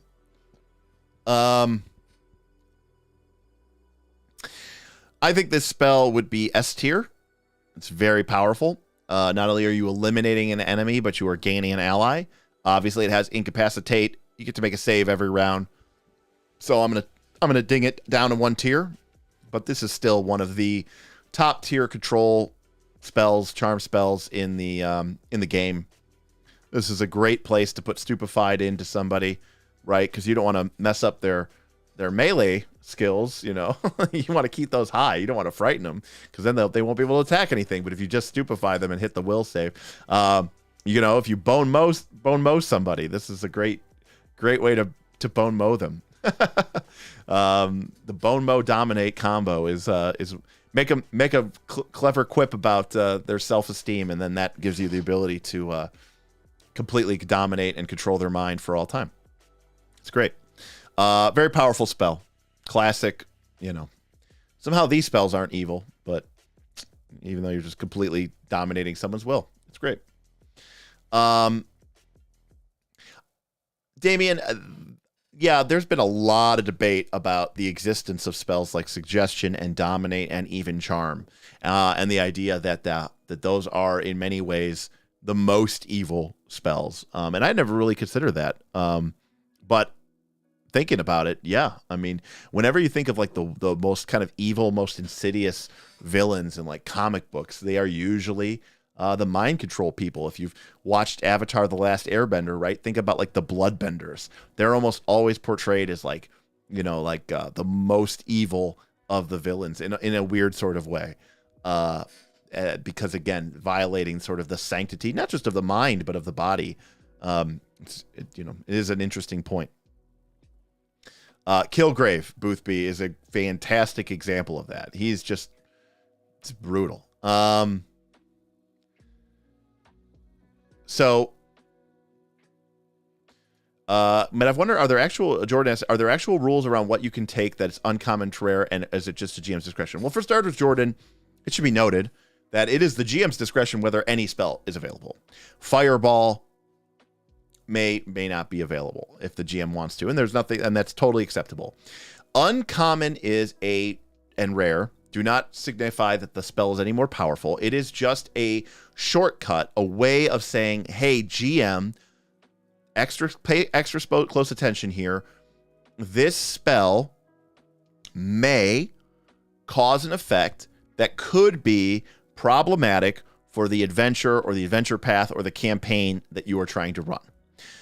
My experience has been that most of the uncommon spells typically are things that allow the PCs to gain extra information or kind of bypass challenges, and some GMs may feel a certain kind of way about that and not want the PCs to have access to those kind of spells or abilities. And so it's just it's kind of like a flag saying, hey, you know, maybe think about this. Is this right for your game? That's a good way to put it, Total Entropy. The uncommon generally give narrative power. That's a good way of putting it. Needham, we're not going to go down that trail, but yes, the worst thing a player could do, get information to make informed decisions. I know. I'll probably be fighting this battle my entire YouTube content creator career, which is this idea that it's a game and people need information to make fun decisions and good decisions and yada, yada, yada. So, people hate giving PCs information. Yeah, when in doubt, just by default, people do not have access to uncommon items. So, correct. Dominate is potentially very problematic. All right, dragon form. Well, already we can see here compared to you become a large dragon. You have to have space to expand or the spell is lost. Bob actually encountered this. He could not turn into a dragon. He didn't have enough room. Yay. And of course, you can't cast spells because it's a polymorph spell. Look at how bad that AC is, folks. We just saw the demon, devil, and daemon form, which were 20, 21, and 22. And this is 18 plus your level. Wow. Crazy. Well, yeah, but the low AC one, you know, the demon form that was 20 plus your level AC, that got 30 temporary hit points. This is 10. Okay, so we're really easy to hit, and we didn't get much bonus hit points. All right, well, we better be a badass. Well, we get a fly speed of 100. That's pretty damn good. And we get resistance 10 against the damage type of our breath weapon, which we get to pick, which is pretty good because we get to pick between 10 different dragons. We get dark vision, we get scent. We get a plus 22 attack, which is okay. And we get breath weapon. A creature in the area gets to make a save. It's a reflex save, and you can't use it for D4 rounds. So very much a breath weapon. Now, the problem with a breath weapon with the D4 rounds is this could either be crazy broken, because if I roll, I breathe, I roll a 1, I breathe the next round, I roll a 2, I breathe 2 rounds later. That's crazy. You could get 3 breath weapons out of this in a single fight. Or you might get 1.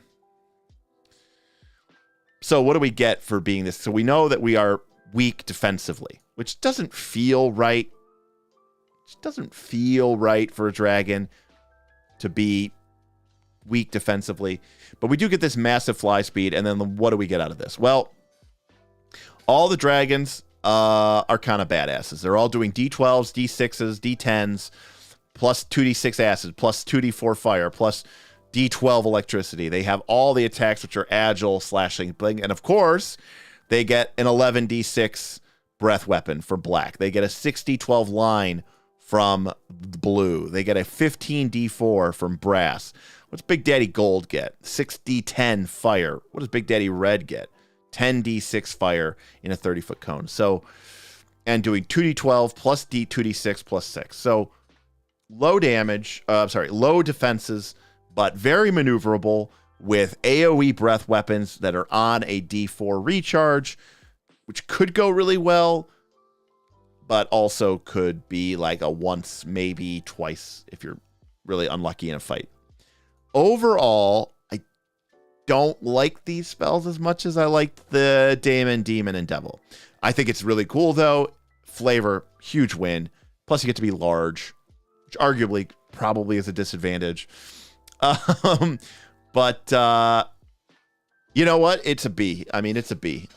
It's a B plus, right? I mean, that this spell is still very, very, very cool and very, very fun. And I think it's really, really cool. I mean, I could probably even be, CJ Pan says it heightens well too.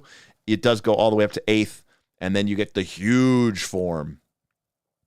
And you get to add plus 14 status bonus to your breath weapon damage. Yikes. And the fly speed alone is really great. So I think it's pretty great. Again, I don't think it's quite as stacked in terms of power level as the Dragon, Demon, and Daemon form. And to be clear, like most of the Dragon forms, aside from the resistance. Now, you know what? I'm going to give it an A, and I'll tell you why. Because this essentially lets you pick whatever energy form you need in order to get to through a weakness or through a resistance. If you know that the creature is weak to fire, boom, you go into a red or gold form. If you know a creature is weak to cold, boom, you hop into the white form or the silver form. And that's probably a good enough reason to bump it up to A. So I'll buy that. So A. And this continues with Pathfinder 2 doing a great job of the polymorph and doing the battle forms correct. So very good. Very cool. Very cool. Yes, exactly, Henry. And, 10 forms gives you a lot of leeway. And so that's really, really strong. Very, very powerful. Big fan. Big fan. All right. Elemental Confluence is our next spell. How's everybody doing? We got about half an hour left. And I just want to say again, thank you to everybody who's stuck around with this. If you're watching this, remember to subscribe. If you're not a subscriber, ring the bell, like the video. Helps get us a little bit of traction on YouTube. And if you're not already a member or supporter of the Knights of the Last Call and you're enjoying these series and you want to say thank you and you want to join the conversation, make sure you join our Patreon, link below, and that'll get you into our Discord as well as access to all of our exclusive Patreon benefits, extra videos, extra community games, the whole shebang. It's a whole big thing, and our Discord has to be seen to be believed in some ways. If you like arguing with people who will never agree with you, but at the very least will listen to you, come join our Discord. It's the best way I could describe it. All right. This is probably a complicated spell. So Elemental Confluence is next. It's all the elemental types, 3 actions, 60-foot range, 10-foot burst, and you can sustain it for up to a minute. You conjure 4 elementals who create a Chromatic swarm. The Confluence has AC 28, which is pretty low, 120 hit points, and weakness 10 to area effects, but it's immune to bleed and poison. Creatures are concealed within the Confluence, and when you cast this or sustain it, you can choose 2 elementals to act. If you choose air, it's 40 for electricity to creatures within 20 feet of the Confluence. If it's earth, the Confluence gets AC and resistance to damage for a round. If it's flames, it does 1d6 persistent damage to anybody inside or partially inside the Confluence. And if it's water, you get to do 1 spell attack within 60 feet using your spell attack modifier and does 4d6 bludgeoning damage. Ew. This seems like a lot of work.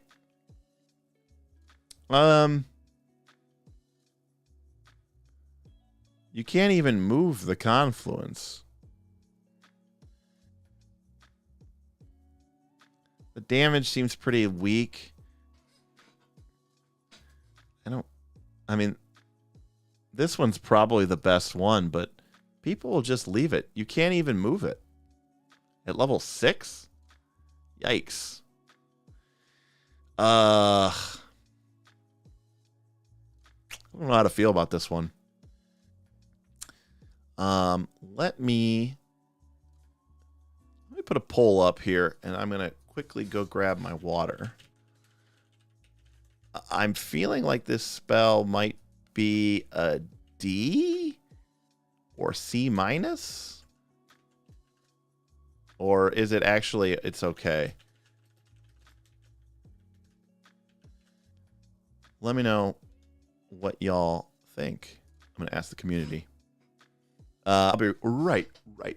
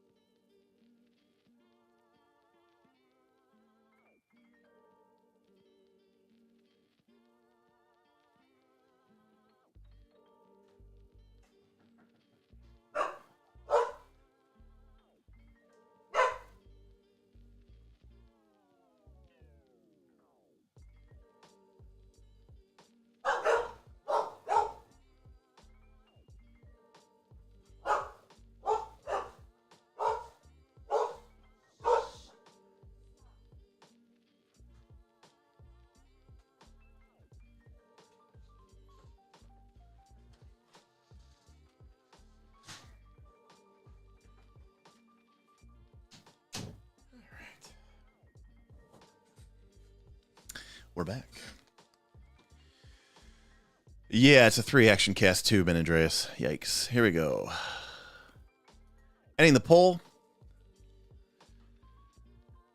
Well, most people said it was probably a D or a C. If it could flank, that's pretty funny. Yeah, I'm just going to put it into D. I just think this spell's... It's trying to do too many cool things, and it doesn't really deliver.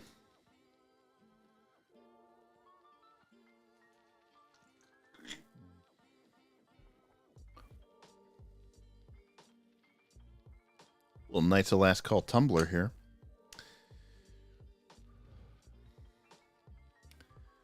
All right, up next is Feeblemind. Another classic save or die type spell. Used to be great at specifically targeting wizards and people who could cast arcane spells. Now it's a curse enchantment with the incapacitation effect, so, you know, obviously it's going to be limited in that regard. Short range, incapacitation, will save. Only can be removed by remove curse. Not the end of the world. If you succeed, they're stupefied 2 for 1 round. So low will save and low DCs for 1 round. If they're failure, they're stupefied 4 for unlimited duration. Yikes. And if they critically failure, they basically become a, you know, loses all spell casting ability, becomes just like, I mean, for all intents and purposes, they are just essentially killed. And a PC becomes an NPC. Yikes. Talk about, you know. So this is basically a kill spell. Obviously, it has incapacitation. Obviously, it only doesn't. And, oh, nope, not evil. Stupefied 4 isn't nothing, right? But the thing is, the person that you want to cast it on is a caster. And so that makes it kind of confusing, you know, at best.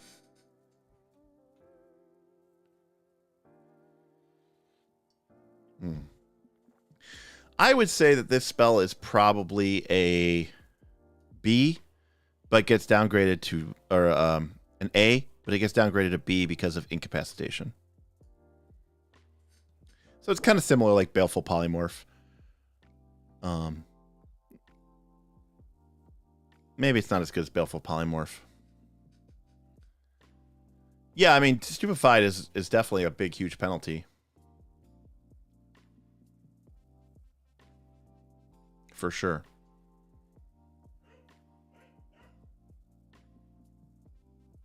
I don't know. Maybe it is just C.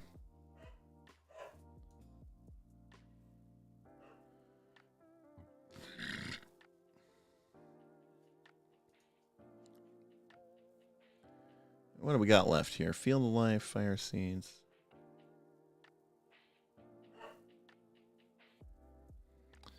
Let me see here. I wanted to get through half.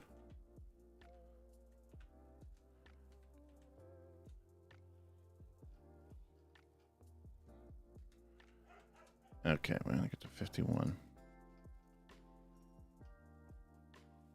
All right, let's do a couple more, and then we'll have gotten halfway done.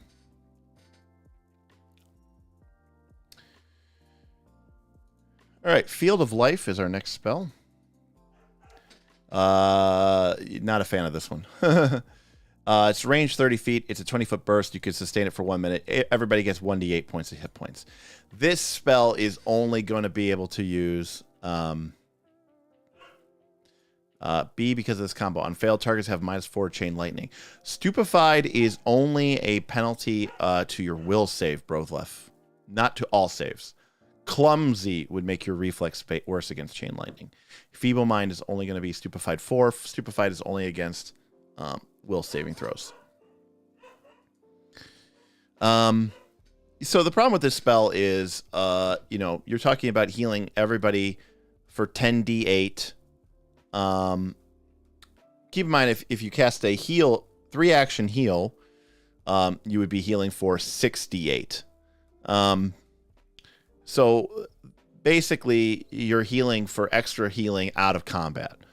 The problem with that is, once we're out of combat, we can use medicine checks. We can use lay on hands or focus healing spells.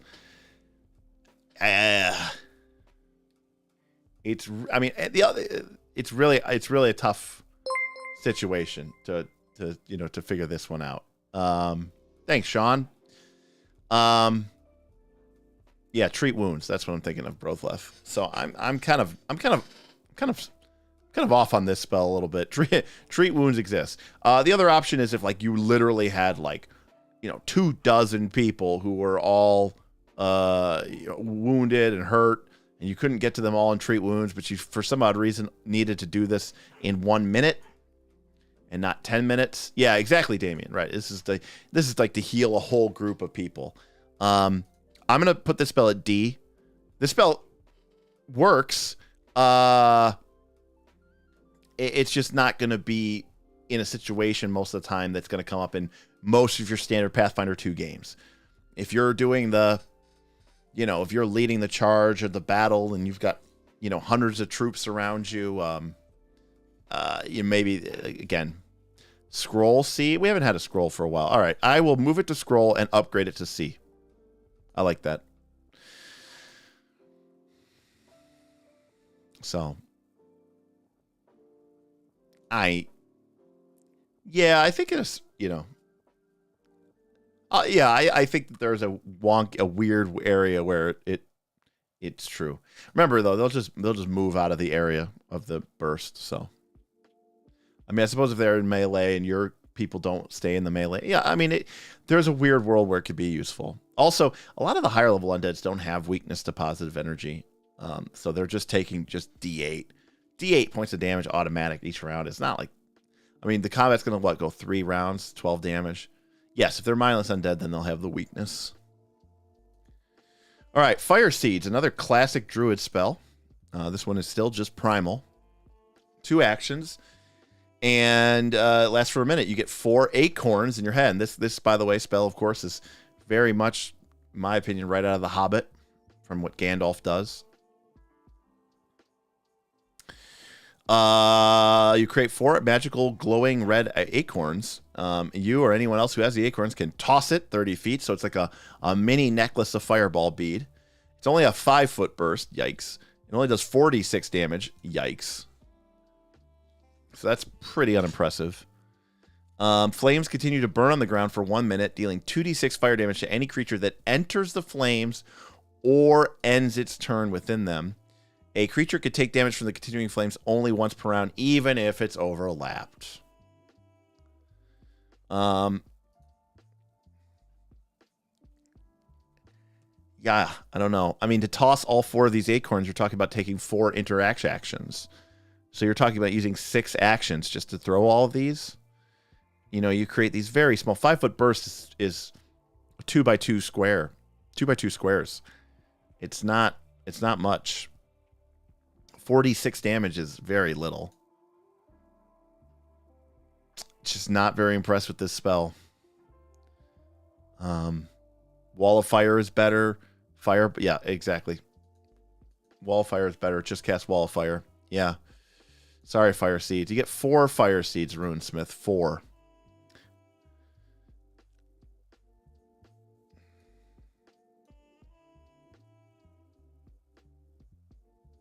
I mean, the best case scenario is like, Pathfinder 2 doesn't really work this way, but like if a druid cast it and he made 4 and he gave 1 to you and 1 to you and 1 to you, and then you guys kind of like, like pulling a pin on a grenade, like, and you're covered low behind a thing, and then here comes the enemy formation or the enemy troop movement, and then everyone's like, surprise attack, and everybody throws a 46 burst damage down there, and that's 16d6 damage to start the fight, and the whole area of the caravan's on fire, and the formation. Okay, that'd be cool, but that's not how Pathfinder 2 works, so it doesn't really work that way. I mean, technically, any familiar capable of using an interact action, and probably a manipulate action, I would assume. Well, interact has the manipulate trait. Yeah, exactly. Blueberry and exactly Brothleth. So I am going to put this to D. It works. It's just we have so many other better options, and the short duration just doesn't impress enough. All right, a couple more. Flame Vortex. From Secrets of Magic. It's a 3-action spell. You can only cast this spell if you're outside or if you're in a high ceiling. So that's important to note.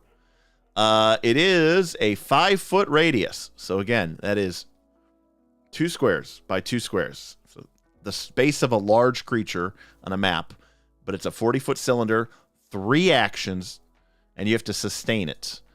The squares are difficult terrain. Any creature in the area takes 3d4 bludgeoning and 3d6 fire damage as gusts of fiery wind buffet them. And they get a basic reflex save. Fire damage, both impressive and also disappointing. Every time you sustain the spell, though, you can move the whirlwind up to 20 feet. Okay. Each creature the whirlwind moves through takes the damage with a basic reflex save. A creature can only take damage from a flame vortex once per round. It's a high-level flaming sphere, says Needham, and I agree with that. I think this spell is okay. I think it's too small. I think the damage is too little. And I'm pretty disappointed with this spell, actually. And they get to make a reflex. It's not even automatic. I mean, you're talking about doing something like 15 damage. And remember, they're going to save half the time. So, you know, you're talking about doing 10 damage. You know, and even when you sustain it, you get to move it 20 feet. But, and you know, it's 3 actions to initially cast it off. I don't know. My guess is this is probably a D as well. Unfortunately. It's just not quite I mean, this is a damage dealing spell. It's not really trying to do anything else, and it doesn't really do it that well. It's eating up a ton of actions to get this damage in. I just think you're better off casting a million other spells. I mean, it's Arcane and Primal. Those people have access to Fireball, so it's just not going to do it. Flesh to Stone, another classic save or die spell from the early games.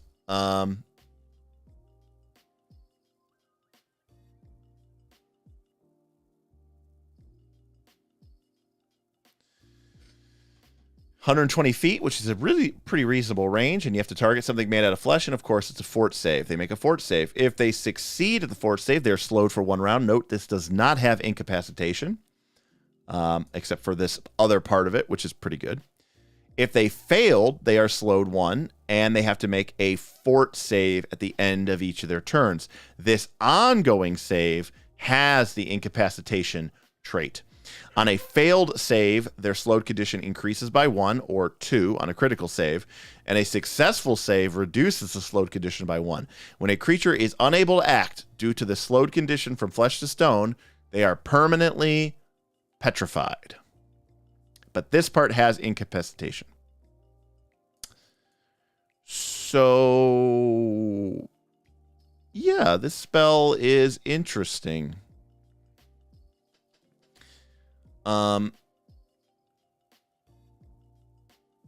It's still unlikely to work against a higher level creature. And it is slowed 1, and then you can turn mooks to stone. Correct. Fort is usually a good save, or at the very least it's not bad. So the target is basically slowed 1, and then if something is essentially like a level or 2 below you, that slowed 1 will increase to slowed 2, and then hopefully increase to slowed 3, and then they are petrified forever, which kills them. I still think, that's fine. I say this is a win because you won't waste time with minions, but because they will turn to stones in 3 turns around. It's slow 1. Yeah, I mean, obviously you're not casting this for slow. This is not slow. Because even if they fail, like if they fail slow, they're slowed 1 for a minute. If you cast this on someone, they are slowed 1, and then they get to make fort saves each turn. And if they pass this first save, the slowed goes away. It goes away. This is way worse at slow. That's slowing. If you're casting this spell, it's because you think that they are going to become slowed 2, slowed 3, which petrifies them. Yes, we do. I think Flesh to Stone is probably, I don't know, probably like a C- type spell. I like the range on it, though. Part of the problem with this is the way that most Pathfinder adventures are run, and the way that most people play Pathfinder adventures. This is the problem with the edition. The problem with the edition is these incapacitation spells are designed to take out one enemy that is essentially a minion or a boss. I'm sorry, a minion or a mook or a lackey, okay? And you cast a spell, and you sort of basically, essentially, you delete them or you quasi-delete a single target. Here's the problem with that. In Pathfinder 2, because of adding level to proficiency, adding your level to your proficiency, to your armor class, all that other stuff, a creature, which is 1 or 2 levels below you, is really not that much of a threat. But in order to become a threat, those lower level creatures have to come at you en masse, like 4 of them, or 5 of them, or 6 of them. Now, this creates gameplay problems because Pathfinder 2 is already a pretty slow game, and so when you add 6 enemies on top of 4 or 5 PCs, it's a lot of actions. It can take a long time to get through fight. But the other problem is once you're fighting 4 or 5 enemies, you don't want to be casting Flesh to Stone or Disintegrate or Feeblemind. You want to be casting your big area of effect spell, because not only does that do a bunch of damage, they are likely to critically fail their reflex saves against your fireballs or your cone of colds, and thus they are going to take double damage. And they already have lower hit points because they're lower level than you, so it ends up being kind of like an instant death spell except to 5 or 6 people instead of just 1. And then if you are just dealing with a single target, well, why am I using my highest level spell slot to do that? This is a creature that could probably barely hit the fighter or the champion. And the fighter or the barbarian, they're going to just crit this thing into oblivion. So it's in a weird spot where you kind of go, we kind of don't need this spell, because if the creatures are lower level than us, we're probably either 1, fighting a bunch of them, in which case I should be casting area of effect spells, or there's only 1 or 2, in which case the fighter or whoever is just going to just delete them anyways. Right, a level -2 creature is half as dangerous as an on-level creature anyway, so you're getting half as much value. Brothlef is probably correct that this is probably the best spell against 1 boss and 2 minions. This spell is great on higher level bosses. Total Entropy. No, this spell is horrible on higher level bosses.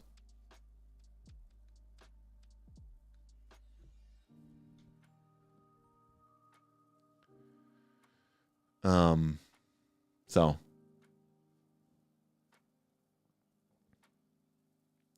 yeah, I'm just gonna put it at the same levels like Feeblemind and Disintegrate and just say it's a C. Yes, it's Total Entropy. I would agree with that.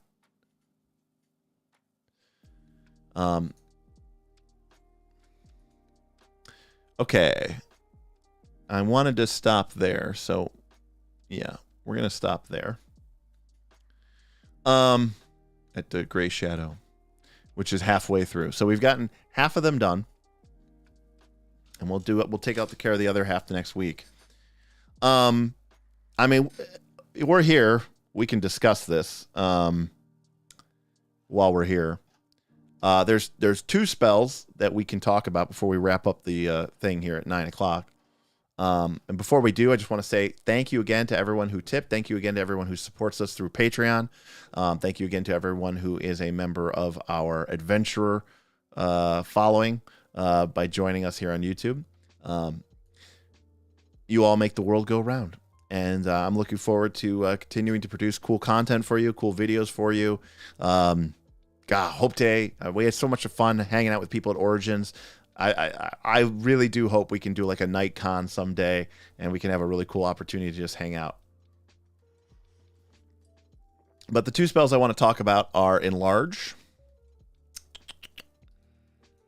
and, of course, Slow.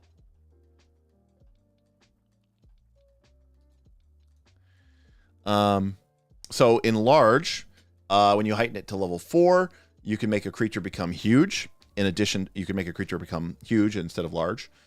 And at level 6, a Enlarge spell can target up to 10 creatures, and you can either choose them to become large or huge. That's a lot of big boys. If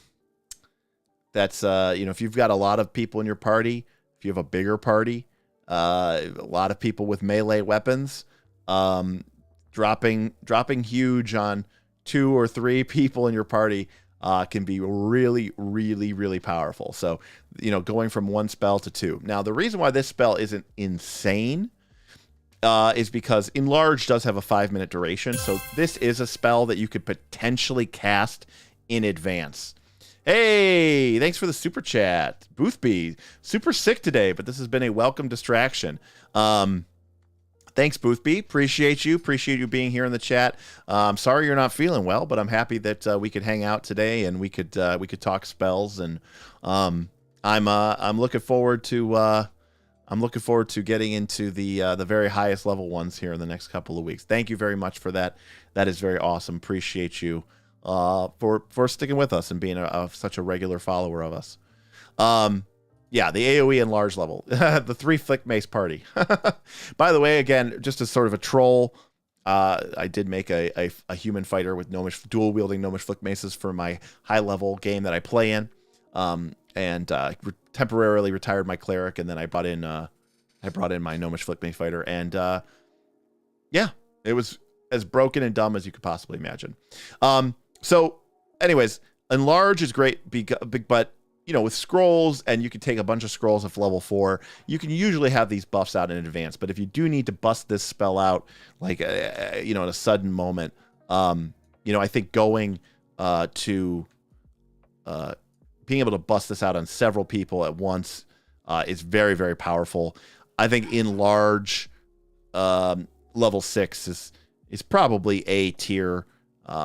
It maybe close to S, but I mean, if you have the martial party for it with the people who can really benefit from the increase in range, the increase in damage, I think it's really, really, really solid. And of course, it goes without saying that slow is completely busted, right?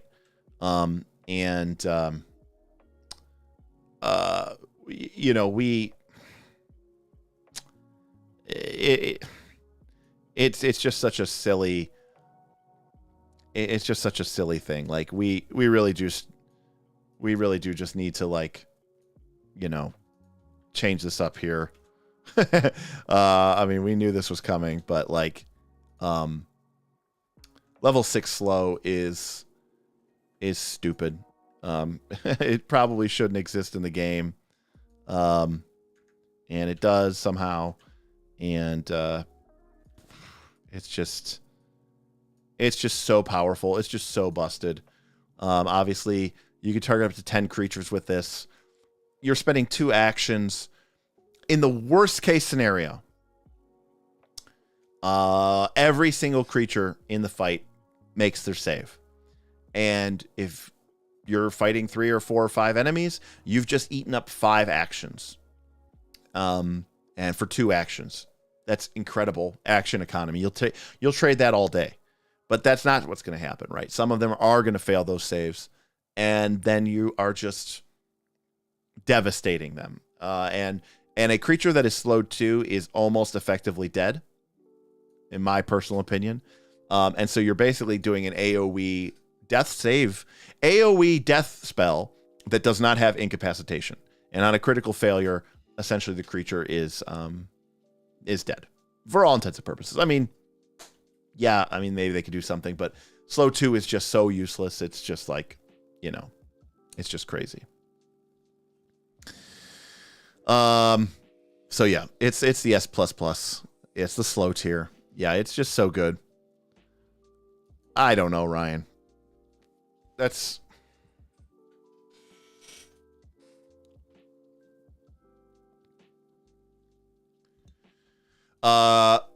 Josh, I love Calm Emotions. I got a lot of great work out of that with my cleric at low levels, and continue to heighten it up. The biggest advantage to slow is simply that you don't have to heighten it. In order for it to be effective. Calm Emotions still has incapacitation, so that is something that you have to take into account. But I think Calm Emotions is a very powerful spell. I think it is overlooked by a lot of people. I think it can be very, very powerful and useful, but it is an AoE, so it's like a burst. It's not like a targeted here, whereas, slow, 30 feet, 10 creatures, pick them, doop, doop, doop, doop, doop, and just hit everybody and just slow them. I think the biggest thing, I wouldn't add incapacitation. I would probably do what Brovless exactly here is suggesting. I would say that it should almost be treated more like an affliction rather than a condition. They get hit with it, they are slowed 2, or slowed 1, and then they get to make a save at the end of their turn, and then the affliction essentially gets better, and they either get rid of it or they become, slowed 1 and slowed 0. I mean, obviously, it's like, I want casters to be powerful, but I also understand that the design ethos of this game and how things have been balanced, and it's not even that this spell is too good or whatever. It's that this spell is too good compared to everything else. It just makes so many other spells irrelevant. And so, it's fun, I guess, to have a busted spell, but you tell me how your party feels the first time that your GM casts this spell and it hits everybody on the party from maybe a wizard that's 2 levels higher than the average party level, or 3 higher levels, and you guys are level 9 and you're fighting a level 11 wizard or 12 wizard. By the way, that's like a moderate or severe fight, and it wins initiative because it's higher level than you, and it starts off with an AoE slow spell, and everybody starts the fight at slowed 1 or slowed 2. It's brutal. You're not going to have a lot of fun with that. So it's it's a really good spell. What are you going to say? And I mean, I've done this. Aaron has done this. When we have a monster that gets slowed 2, I usually we take it off I delete it off the foundry. I take the mini off the bat. I'm just not interested in even having that fight. Spellcasters basically can't cast spells anymore. Melee creatures can't move and attack in the same turn. Like, you're just locked out of the game. And I don't know how interesting that is. I think that's fine. Again, you're talking to a person who thinks save or die spells are fine. Okay? I played D&D for a long time. I played Pathfinder for a long time. Pathfinder 1. So I think save and die spells are fine. But that's an addition where it goes, we clearly didn't care about this, and balance is kind of like a whatever. But Pathfinder 2 is supposed to be delivering a different experience, and so slow is kind of a weird one in that context alone. Ruinsmith, you definitely cannot. You definitely cannot.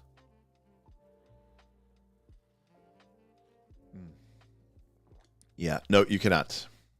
See, you're reading slowed right here. Boom, that's it. Well, a total entropy, I mean, that's basically what we do. We just we just accept it. You know what, Josh, I think that's a great point too. That it goes without saying. That it is interesting because you're thinking about these creatures, and then you're like, oh, okay, I know what they're going to do, and now they're suddenly slowed, and they're down 1 action, or they're down 2 action, and now you got to think about, like, okay, what would they just do with 1 action? And it is very, very different. Fine. Yeah, save or die at least has the advantage that they're just okay. Well, at least it's over. They're so slow that their heart stops on a crit fail. Slow is so much stronger than Fireball in 5th edition too. Spell there is stupid there. Only thing that makes it not the best spell in every situation is they get a resave every round. Yeah, I need to update my 5th edition knowledge. One of the things I'd love to be able to do with this channel is not just reach Pathfinder 2 players, but reach 5th edition players as well, and say, hey, look at all these other really cool games that are out there that exist beyond just D&D and Pathfinder. And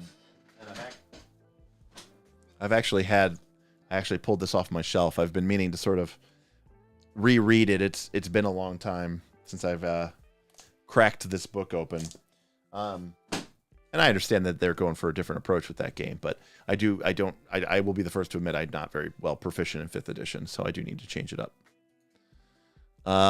Yeah, Ruinsmith, that's why I brought it up. Actions disappear at the end of turn. Yep.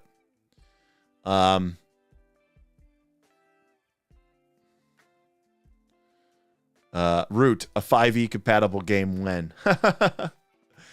Introduce 5e players to our toxic community. Don't get me started on that whole toxic thing. I think everybody there is just stupid. Personally, that's my take on everything. I don't. Again, to me, it's so silly because, you know, once you start playing a wider variety of games, you realize Pathfinder and 5th edition are just like, they're so similar. Like, to me, it's very funny. Like, sure, I like Pathfinder 2 better than 5th edition, but they're just like, you know, they're basically this cut from the same DNA, right? Like, it's you know, gorillas and chimpanzees. It's like, okay, yeah, there's differences there, obviously, but we and you probably have your favorite, but they really are. So when these edition wars or whatever, like, I'll tell you this, the original edition wars, which was like 3rd edition and 4th edition D&D, in my personal opinion, 3rd edition D&D and 4th edition D&D were considerably, I mean massively, the difference between 3rd edition and 4th edition D&D is much larger than the difference between 5th edition Dungeons & Dragons and Pathfinder 2nd edition. So, there's that. And so it's very funny for me to, you know, have people like who are pro 5e, anti Pathfinder, or saying, "Oh, you should switch to Pathfinder. It's going to change everything for you." Like, no, unless your whole take on it is that if you're like, I love feats, I want to choose feats every level. That is the thing that drives me in this game. This is the thing that gets me up, gets me going, gets me out of that twin-size bed in the morning, and I just want to choose feats. I will. Okay, you should be playing Pathfinder 2. But other than that, it's potatoes. Total Entropy. What is my opinion on the whole Ginny D drama?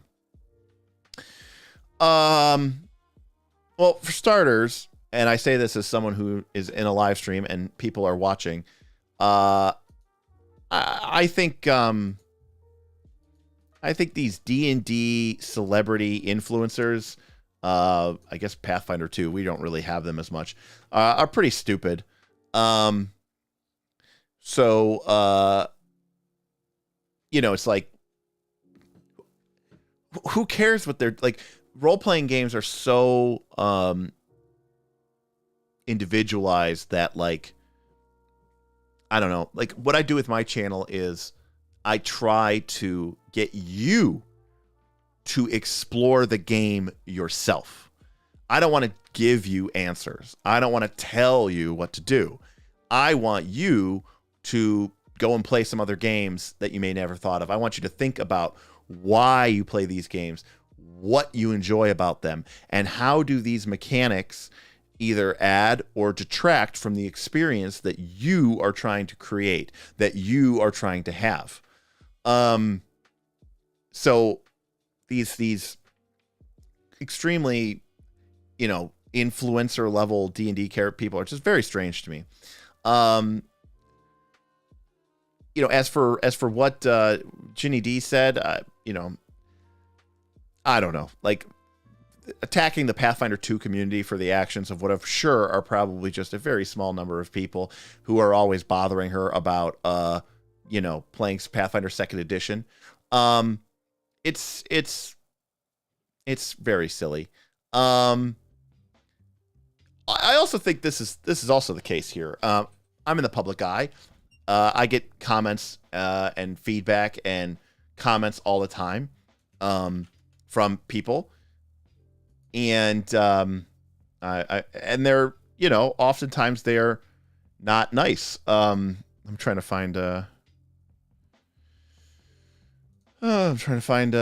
some comments about where people being mean to me. Let's see.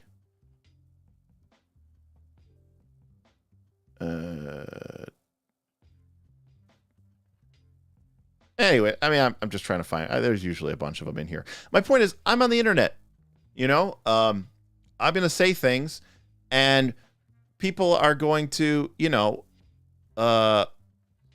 say you're an idiot. I don't think that they're going to, people are just going to come and just attack me. But I'm in this position voluntarily, right? I'm putting myself out there. I'm arguably making money doing it. So, like, if I voice an opinion, or if I say something on the internet, like, I think 5th edition is stupid, then I need to, of course, people are going to come to me and say, no, 5th edition is not stupid. They're going to come after me because I'm saying that into a public domain. What do I expect? That I'm just going to launch my opinions, expect it to be paid for them, but then not expect people to challenge them or push back on me? I think that's very silly. And even more silly is if I am, like, if somebody, like, I will say this to me is a dick move.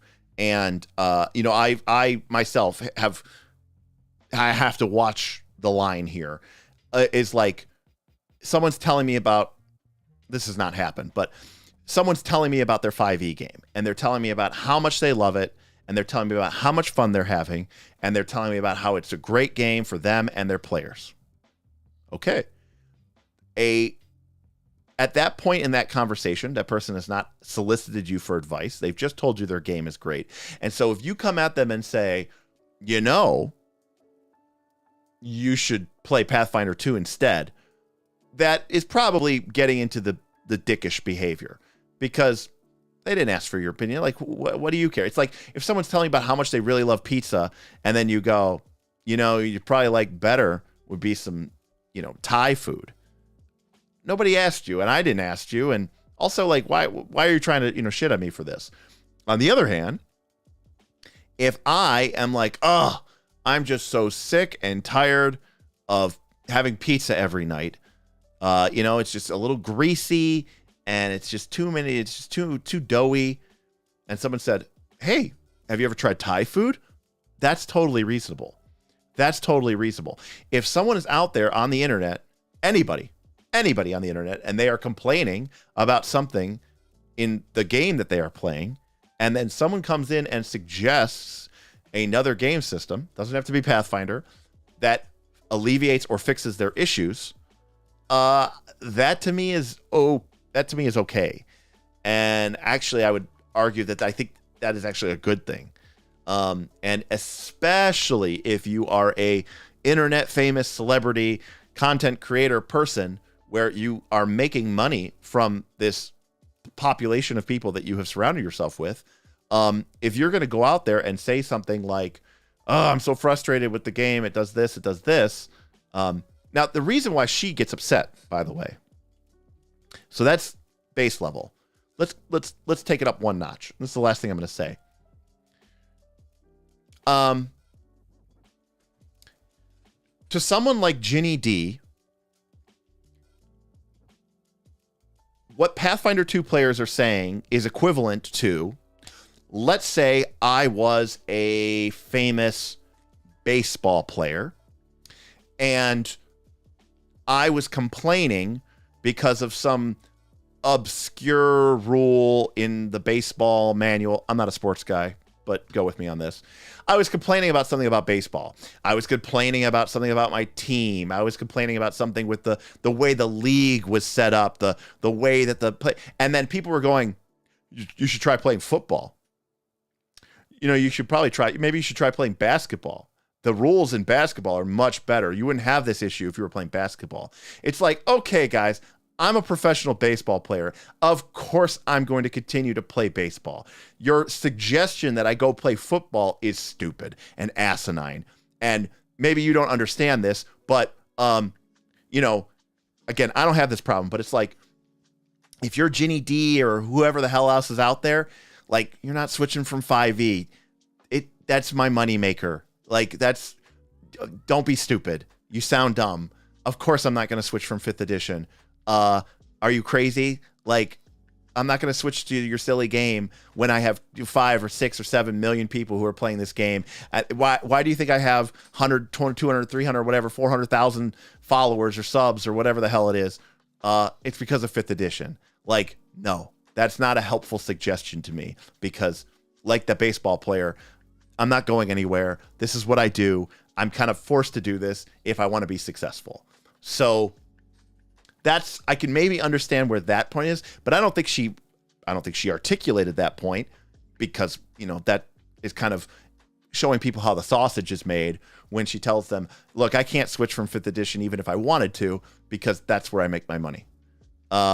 So, I see what Damien's saying here, and I would love to imagine or think that that's a world where that exists, but that's really realistically, only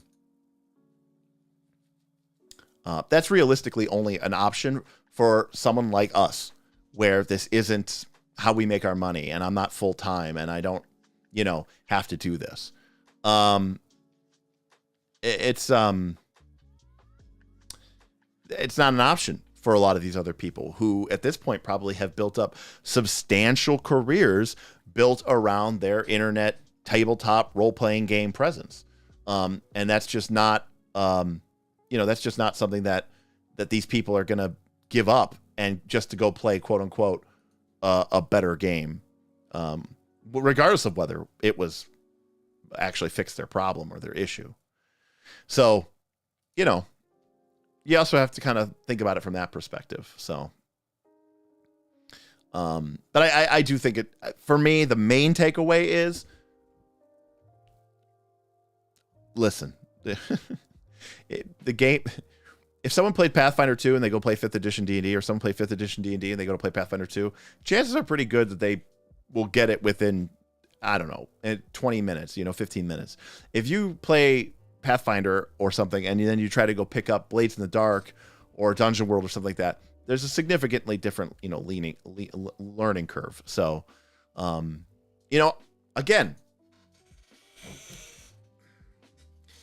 there is a time where less can be more. As someone who has played multiple Pathfinder 2 campaigns, has run multiple Pathfinder 2 campaigns, there comes a point where there are sessions, there are campaigns, there are adventures where I get frustrated with all of the things that make Pathfinder 2 great. All of the rules, all of the interactions, all of the feat choices, all of the numbers, all of the math. At a certain point, I'm like, this might not be the most enjoyable thing for me. And that's true maybe that's true for a lot of other people. I don't know. So, my takeaway would be, if you're playing Pathfinder 2, sure, go play 5th edition, but don't go play 5th edition. Go and play a Powered by the Apocalypse game. Go and play a Forged in the Dark game. Go and find some weird indie RPG and play that. Go download something for free that's out there that are just incredible games, and really expand your horizon and try to see what else this hobby can do. Because in my personal opinion, a lot of those games get to the core of what it is to me to be role-playing. Go play 5th edition, but it's Legend of the Five Rings. So, all right. I think that is going to be that. We went a little bit over, but not too much over. So, I want everybody to have a really great weekend. I want everybody to get ready for next week. We don't have a game, but we are going to be doing our 2 live streams. We're going to finish up level 6 spells on Thursday, and on Tuesday we're going to have some sort of GM live stream. I don't know what we're going to do, something like what we used to do. We haven't had one of those in a while just because of timing, and I was at Origins and I was sick. Like it's been a while since we've done one of those streams, so at least over a month, I think. Just a hangout stream, GM Q&A. We can talk about the channel. We can talk about my ideas for Root. We can answer some questions. We can go over some of the things. If people have questions, show up, ask them, tip me. I'll answer your questions first. The whole shebang, the usual live stream shenanigans. So, but last reminder, do I have a scheduled date for Root Session 0? Henry, we're working on that. The main thing is I really want to build up a studio. I want to have a cool set. And I just got to find the time. I'm going to be probably doing some stuff this weekend. I'm going to go to Home Depot. I'm going to buy a bunch of 1x3s and some flat panels of Luan. I'm going to start building scenic walls. And I'm definitely trying to put together something really cool for us to do. I really want to have it be a whole big shebang and just really up the production quality. That's a big thing for me. I don't really care if the audience cares about it, but for me, with my photography background, like the look and the feel of the channel is very important to me, and I want to make sure that we have a way to express that and to be great. So, yeah, I look forward to talking about Root, talking about other games, and I am looking forward as well to a Hangout stream. So, hope you all have a great weekend, and I hope to see you on the Discord. If you are not a member of the Patreon, definitely consider checking it out. It's pretty fun. And if not, I'll see you next time here on Knights of Last Call. Bye.